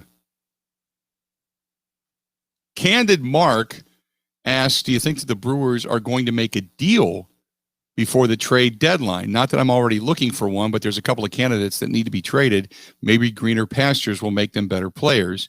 Then he has #Hira. Keston Hira was considered one of the top prospects in all of baseball a few years ago. He came out as a rookie and had an unbelievable campaign early on. Then he played full-time last year. Didn't get it done. But a lot of players didn't. Got off to a slow start this year. Worked a count yesterday. Looked better yesterday. Did get the double to kind of get off the schneid. So they're not giving up on Keston Hira. If Keston Hira, put it this way, if Keston Hira stays the same, let's just say you are 100% correct. Okay? Let's go with that. So Keston Hira right now hitting .043 and a 170 OPS, right? On base percentage of .083. You tell me who in the hell would want to trade for Keston Hira if those numbers stay the same? Who would do that? Unless you have a short or a second baseman who, or a first baseman for that matter, who goes down and you have nobody else in your farm system. I think at this point in time, you or I could probably get a couple of rips in where you just grip it, rip it, close your eyes, and hope you hit it hard, right? You or I could at least get a couple of hits in the majors that would give us an average better than .043. So that would mean you and I would have a job rather than any other franchise out there trading away any kind of a prospect for Keston Hira. You're not trading Keston Hira away. Not like this. So it's kind of nuts to think about, right? Correct? Darren says you can't give up on Preston Hira. Or Keston Hira, I should say. Too early for that, but yes, his hitting approach is bad, but you got to stick with him. The upside is just too great to give up on him right now. 1,000,000%. You're right. You're right. If let's say he builds it back and he hits 230, okay? Gives you a little bit of power, but he's just not getting it. Well, maybe you find somebody to package him up with and say, you know what, maybe greener pastures. Maybe you're pressing too hard. Maybe the change to first base. Maybe whatever it happens to be, you can go elsewhere. Okay, maybe, but you're just, right now, that is so far down the rabbit hole, you're not going there. You're not doing that. That's not going to happen.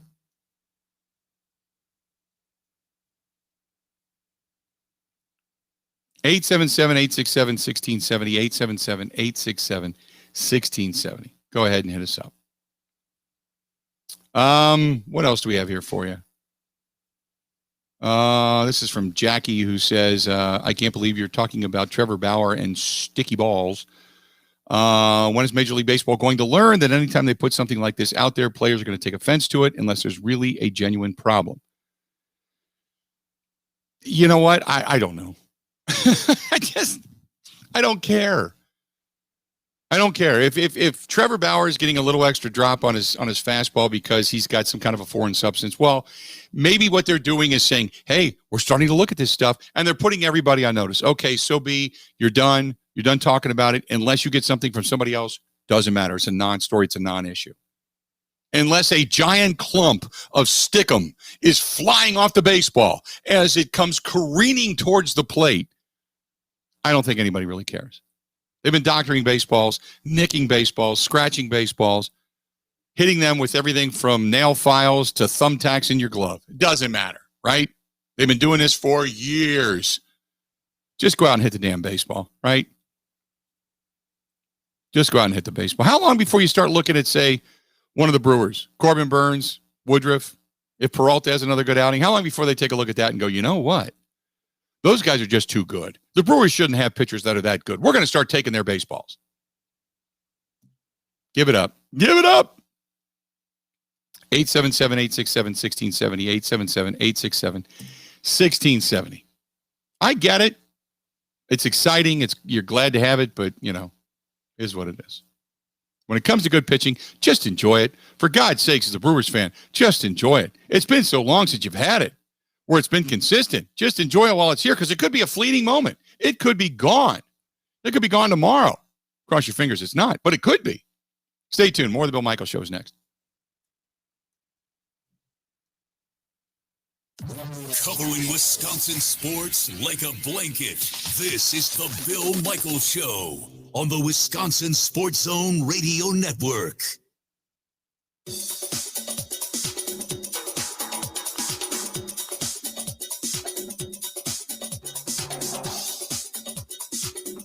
Bill Michaels will resume in 3 minutes.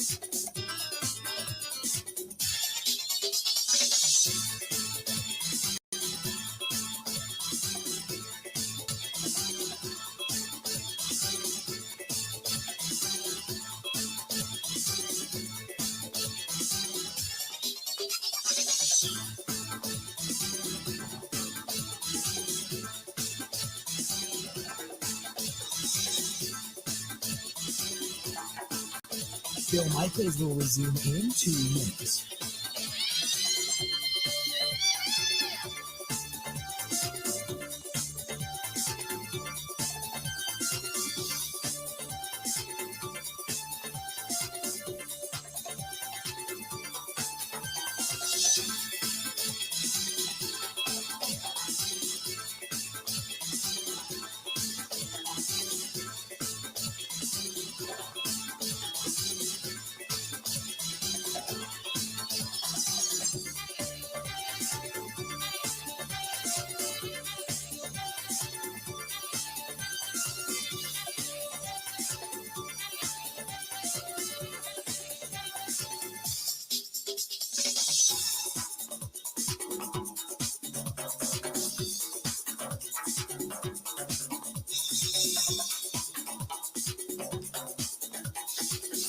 Bill Michaels will resume in 1 minute.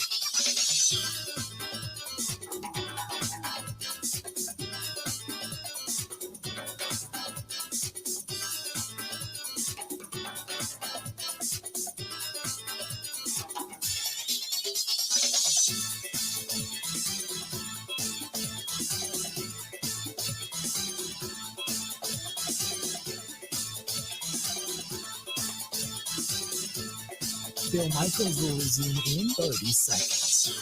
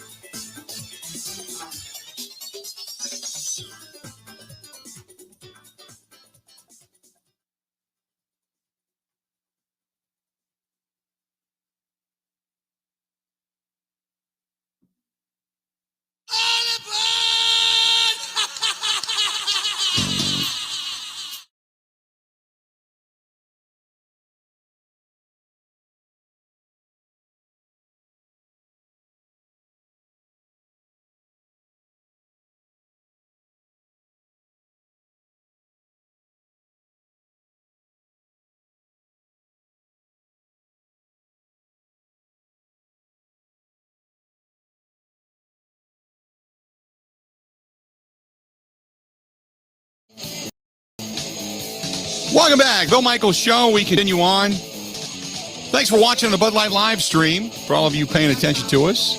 Thanks for paying attention on Twitter, Facebook, YouTube, on Twitch. Hit us up. Phone lines are wide open. I wanted to bring this up only because 2 or 3 people have brought this up to me. There was a story in USA Today about how several states are continuing to weigh in on different legislation on certain things, okay?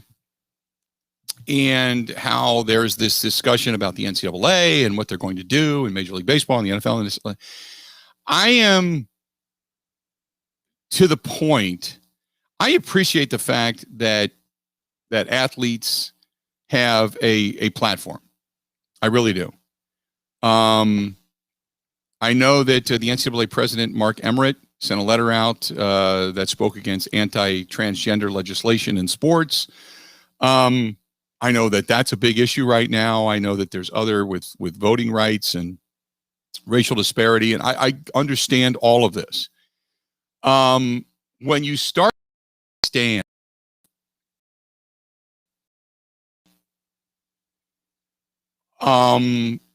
what cause do you believe in and what cause do you feel not so strongly about? The problem with this is, first of all, it becomes a turnoff. I mean, it's you're alienating part of your audience right away.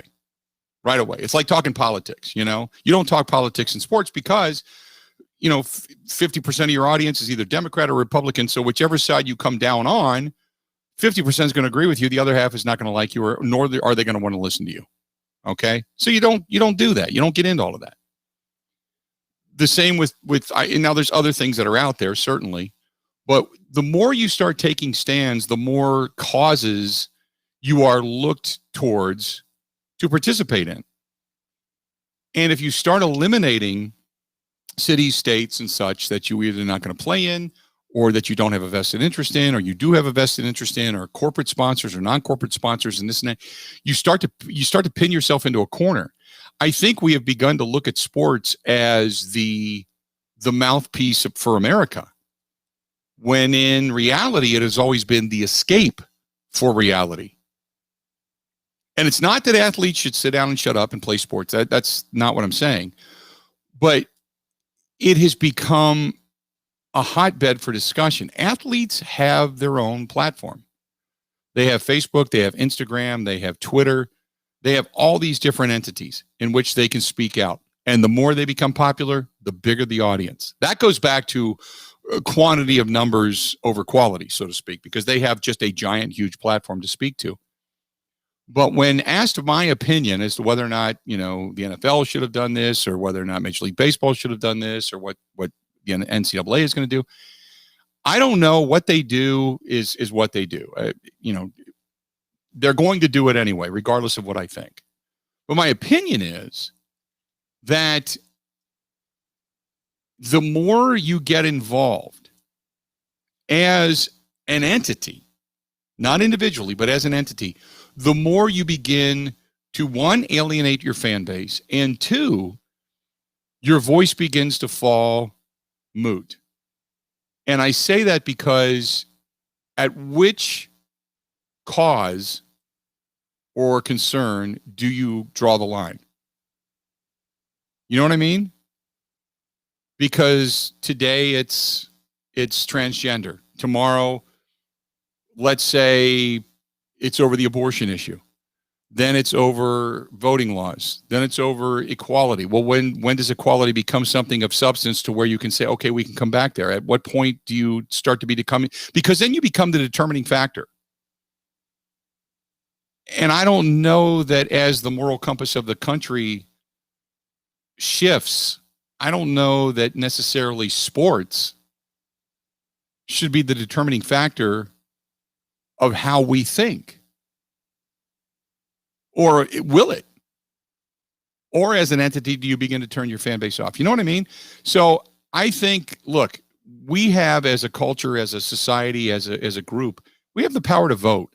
If you don't like what's going on, quit complaining. Get to the polls. Vote people out. There are far too many people, and this is my only political stance, there are far too many people that have been in politics as a career and have, they're part of the problem as to where we are today. And yet we're afraid to actually do a little work and look into somebody that might do something different. So the number one thing we have as a society is to vote. To vote people out. If you don't like football doing what they're doing, your vote is your dollar. If you don't like what somebody's doing in your state senate, you can vote them out. If you don't like what somebody's doing as your representative, you can vote them out. But educate and vote. Those are the two big things.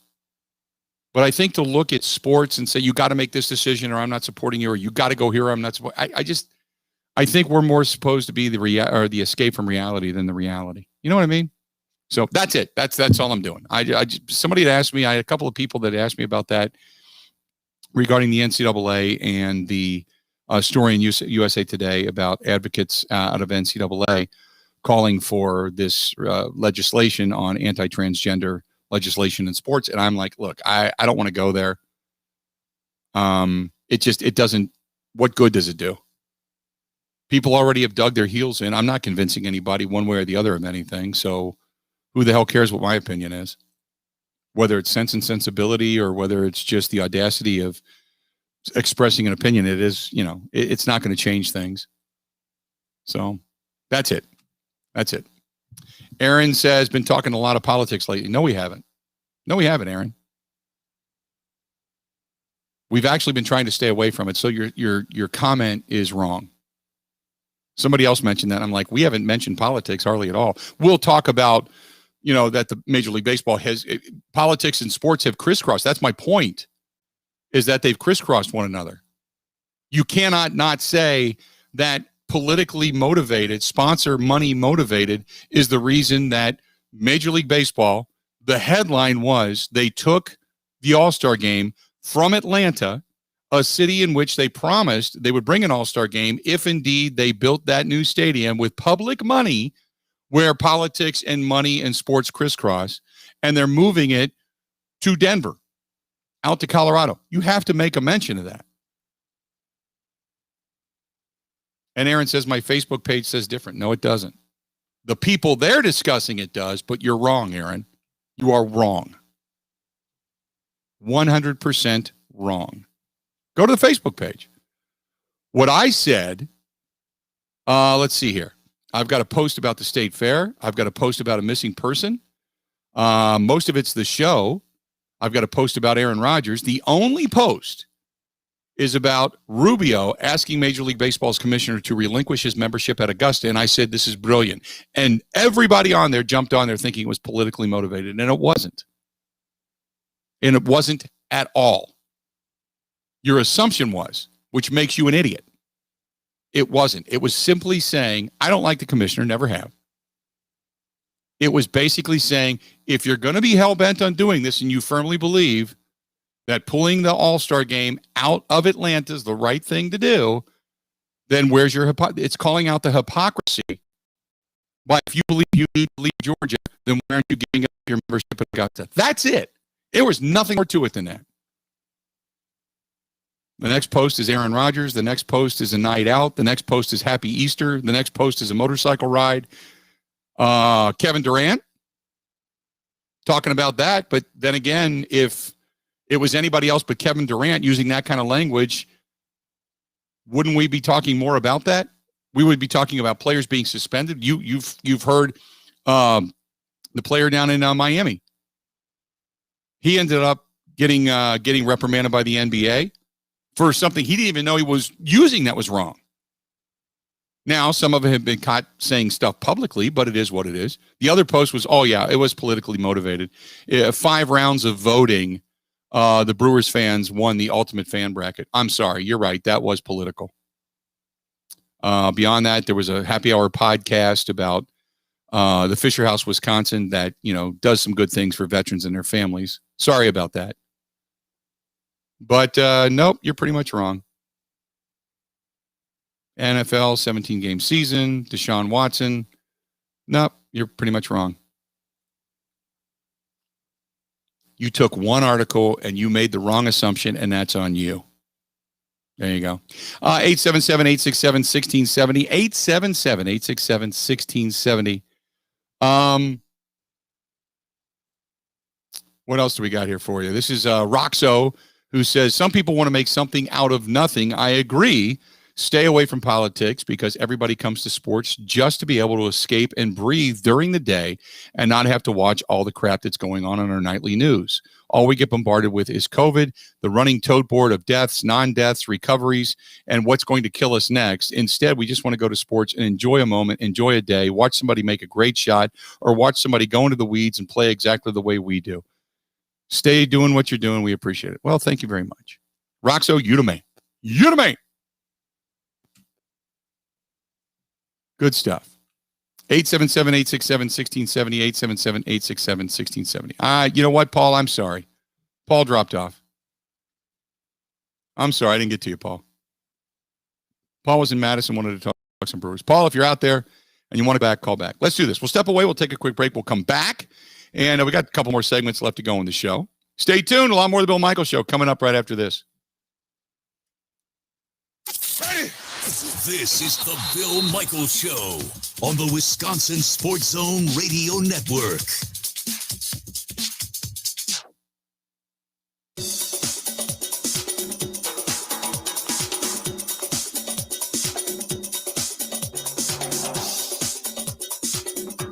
Bill Michaels will resume in 5 minutes.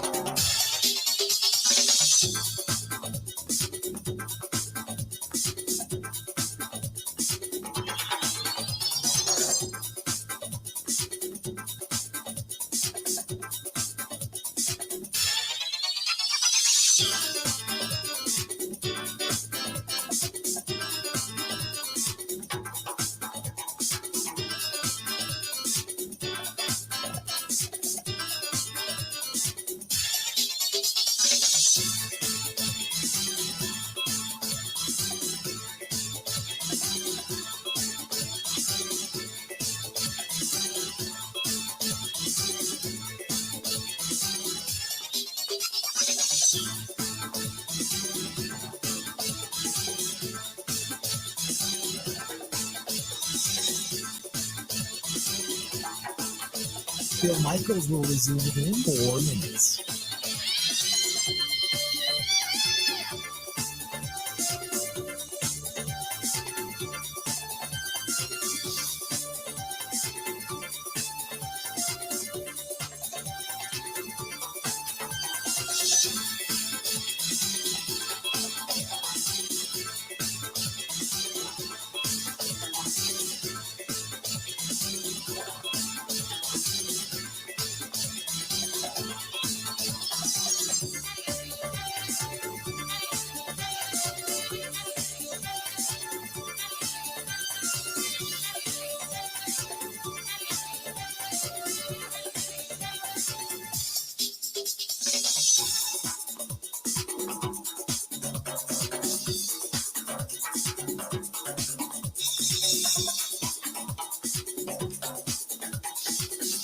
Bill Michaels will resume in 3 minutes.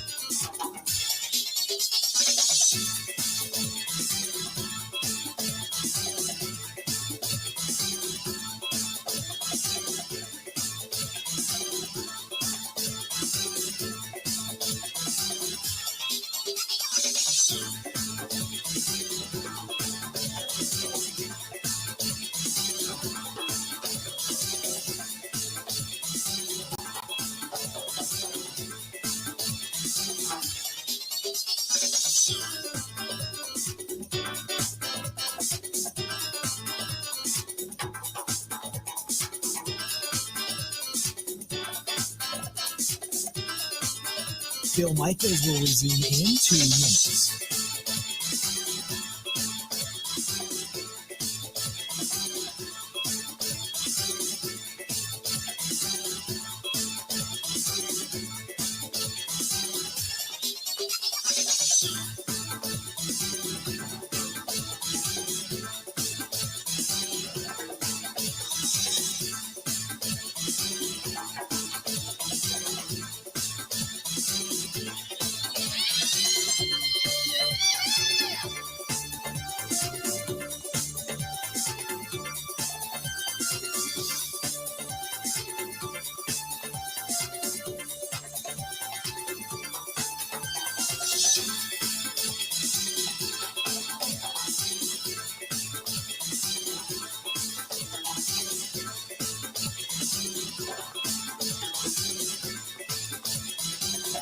Bill Michaels will resume in 1 minute.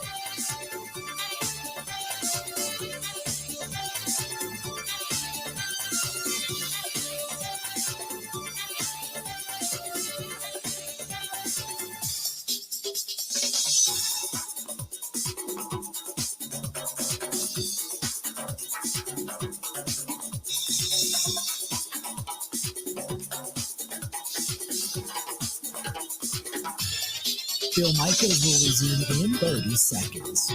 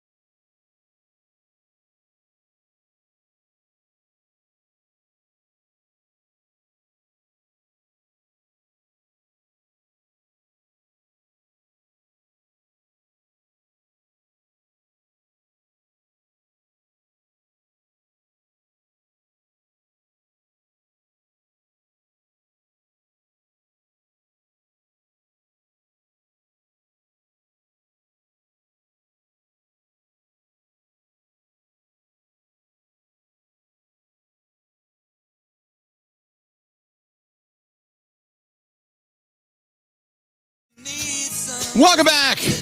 Bill Michaels Show. No, not doing any more politics. Stop. People are crazy. Mark says, emotional day yesterday.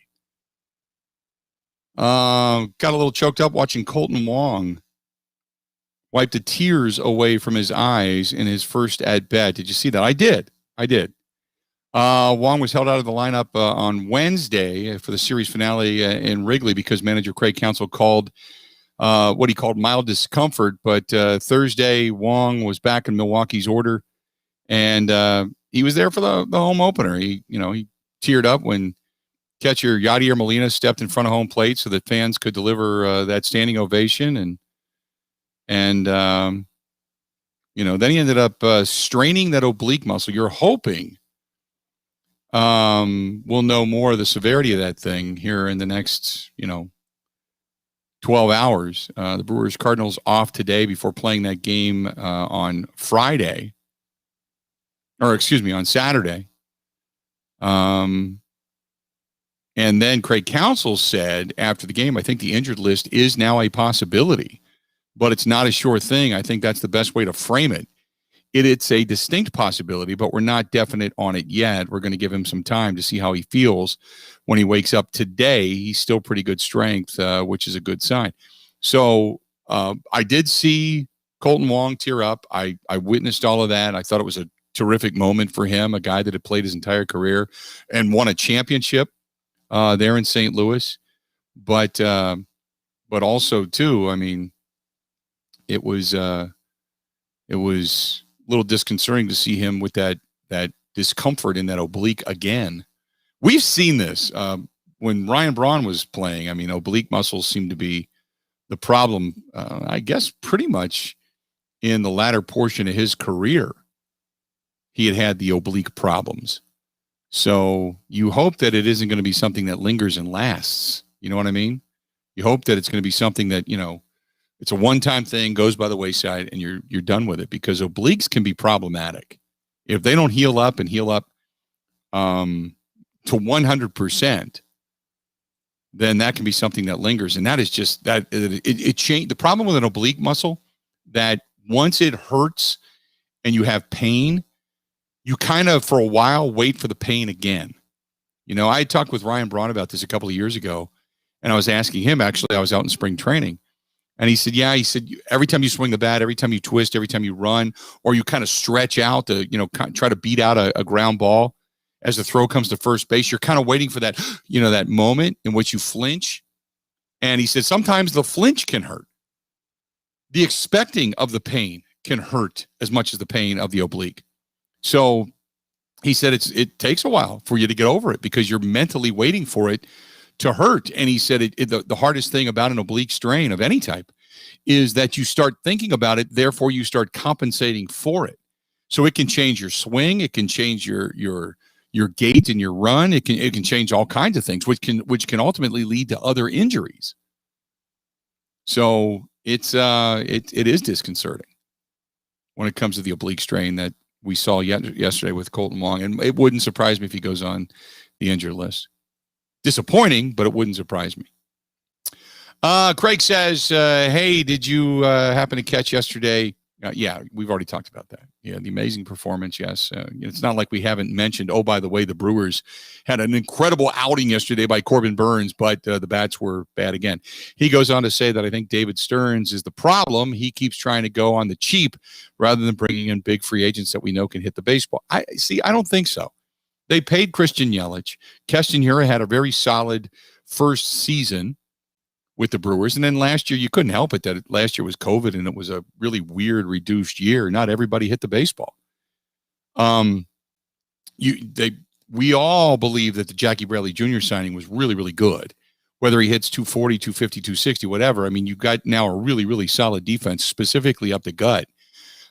We know that Lorenzo Cain has produced in the past. Last year, at the beginning of the season, he started to produce before he ended up calling it a season because of COVID. He opted out. The year prior to that, I agree, it wasn't a great year. But hopefully the game the other day in Chicago kind of gets him off the schneid, you know? We can go through and break down every move, but let's be honest, coming into this season, we weren't thinking to ourselves this was going to be a terrible offensive team. If anything, you looked at the Travis Shaw move and you thought, oh my God, you know, they're adding another 200 bat to this lineup, and he's the one hitting the baseball. So you didn't know. You don't know. You know? What you're looking for is just let's see if they bounce back. You're only 5-6 games into the season. I'm not throwing down the gauntlet to say, you know, David Stearns better change this team or they're doomed for failure. We've seen this before as Brewers fans. We've seen this team get off to terrible starts. We saw them get off to a hot start and then cool. We've also seen them get off to a terrible start and then battle their way back into the postseason. This is a team that's been tested. They can do this. So let's just breathe easy and watch them return and see what happens. But it is a hard pill to swallow. I understand that. To where they're at right now. This is from Gwen. Gwen says, I think Aaron Rodgers has done exactly what Aaron Rodgers wanted to do. That is put all the eyes over on the organization. He just smiles and nods his head and says it's out of his hands and it's a beautiful mystery. While you've got the president of the Green Bay Packers stumbling and fumbling over his words when asked specifically about Aaron Rodgers. Why is Brian Gutekunst not sitting in front of a microphone taking questions right now? I'll tell you why. He's trying to figure out what he's going to do between him and Russ Ball when it comes to salary cap relief and picking up their next 7 or 8 draft choices. He's probably already working on how he's going to trade away numerous picks so he can get more picks so he can screw them up as well. This organization is doomed for disaster. They're never going to be above good. They're just going to be good enough to make us all believers. That is from Gwen. Gwen, appreciate the email. I disagree with that somewhat, Gwen, but I get what you're saying. Look, it's you're not saying anything that other people haven't said already. The beautiful mystery thing, Aaron Rodgers is cerebral. He gets it. And as we've stated before, yep, he probably looks at this going, you know what, guys, you made the choice. You made the pick, and then I screwed the pooch because I came out and gave you an MVP season, and I plan on doing it again. I'm in a really good place. I'm happy. I found the love of my life. I'm engaged to be married. Meanwhile, you guys sit and spin and twirl and try to figure out where you're going to get the money, and we'll figure this out. But I'm going to look great doing what I'm doing. Why? Because I'm on Jeopardy. The final edition of the first week of Aaron Rodgers on Jeopardy today, by the way. It's kind of flown by. He's done great. I give him all the credit in the world. I thought that after that first episode we watched, he would get better, and he has. He's gotten better at it. I don't think he's going to become the full-time host of Jeopardy and give up football to do so, but he has gotten a lot better at it. So, it's kind of what we expected. Kudos to Aaron Rodgers, but it really is kind of what we expected him to be, because he's just a guy that's going to do it with a chip on his shoulder and want to be the best at what he does. So, without a doubt. Let's do this. We'll step away. We'll take a quick break. Final segment of the Bill Michaels Show. That is coming up next. This is the Bill Michaels Show on the Wisconsin Sports Zone Radio Network.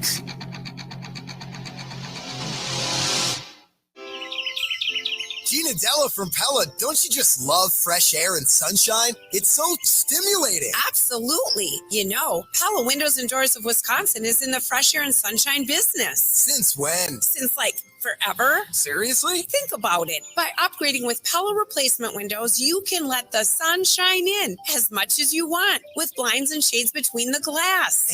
And Pella's available roll screen lets you get a breath of fresh air when you need one. Then it rolls away out of sight when you don't. Very stimulating. Hey, wouldn't it be smart to use the latest stimulus check or your tax refund to invest in energy-efficient Pella windows and doors? That's a great idea, especially now. Order by April 30th and get 6-year no-interest financing. Pella now, pay later. Now that's a stimulating breath of fresh air. Set your free consultation today at PellaWI.com/radio or 855-PELLA-WI. Certain restrictions apply. See showroom for details.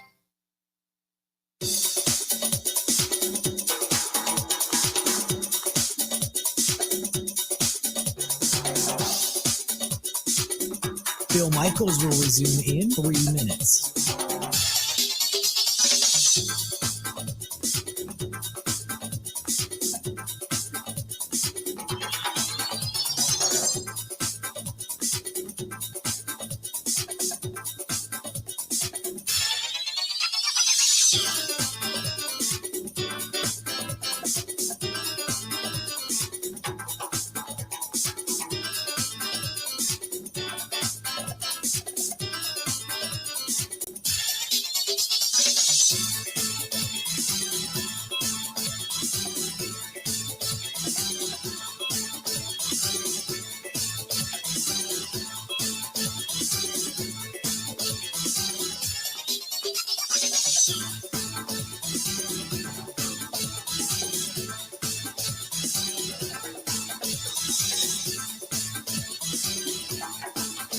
Bill Michaels will resume in 2 minutes.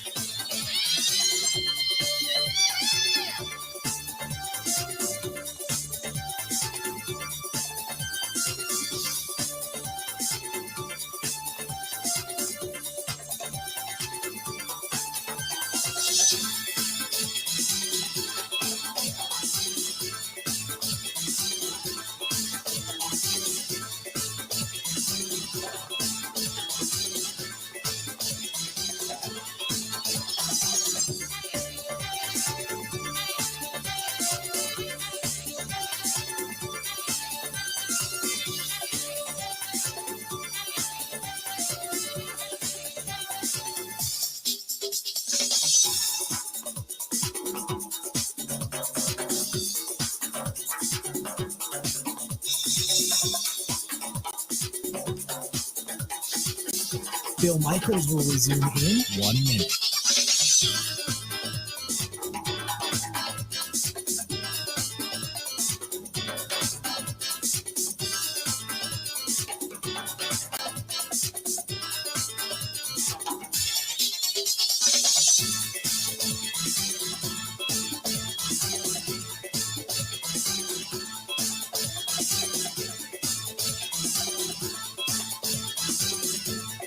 Bill Michaels will resume in 30 seconds.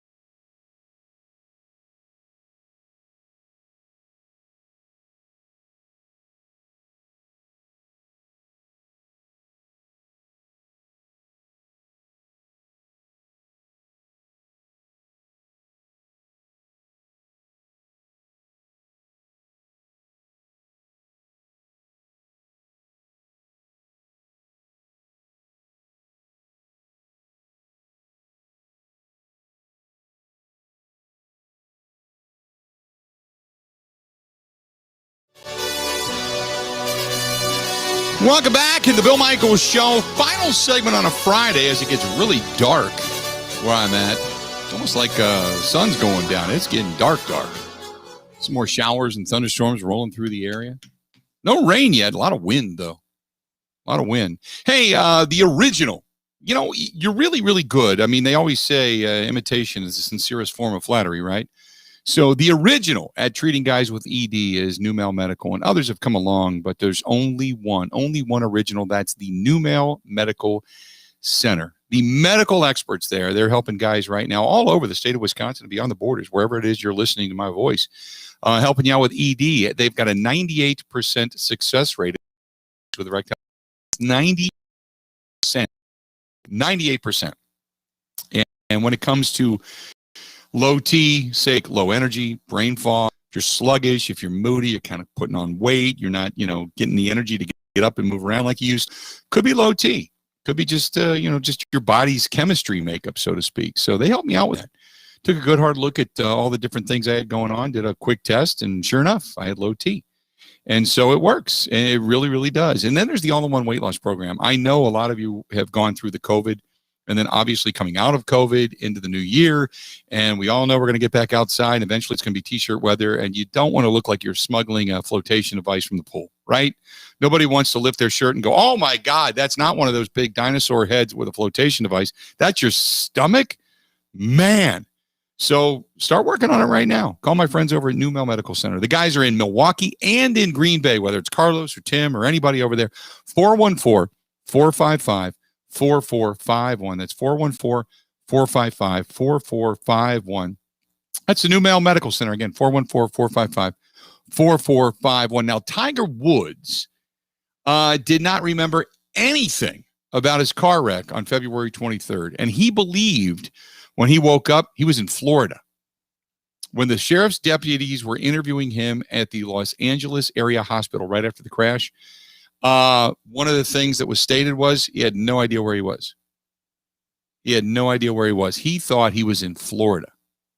The incident report completed by Deputy Carlos Gonzalez included that Woods was at fault in the collision for driving at an unsafe speed on a road for road conditions, which was basically a curvy road. And an analysis from the data from the black box recorder in the Genesis SUV, which, by the way, if you buy a Genesis SUV, they have the black box recorders in them, which is kind of cool. Woods was driving that day, concluded that the SUV was traveling in a straight line, no brakes were applied, and there was no steering input detected until some slight steering movement late in the actual crash sequence. Had Tiger applied the brakes or to reduce the speed or steered to correct the direction of the travel, he would not have collided with the center median and the collision would not have occurred, according to one of the LA County Sheriff's Department sergeants, Michael Downing, writing in the report. Some believe that they can't prove it, but they believe Tiger was asleep at the wheel, that he had fallen asleep because there was no slowing down. There was no movement of the steering wheel or nothing. He was acting in a manner consistent with somebody suffering from shock due to having been involved in a major traffic accident. Woods was stuffing the deployed airbag back into the steering wheel. He was actually, so when they came upon him, he was like upside down trying to put the airbag back.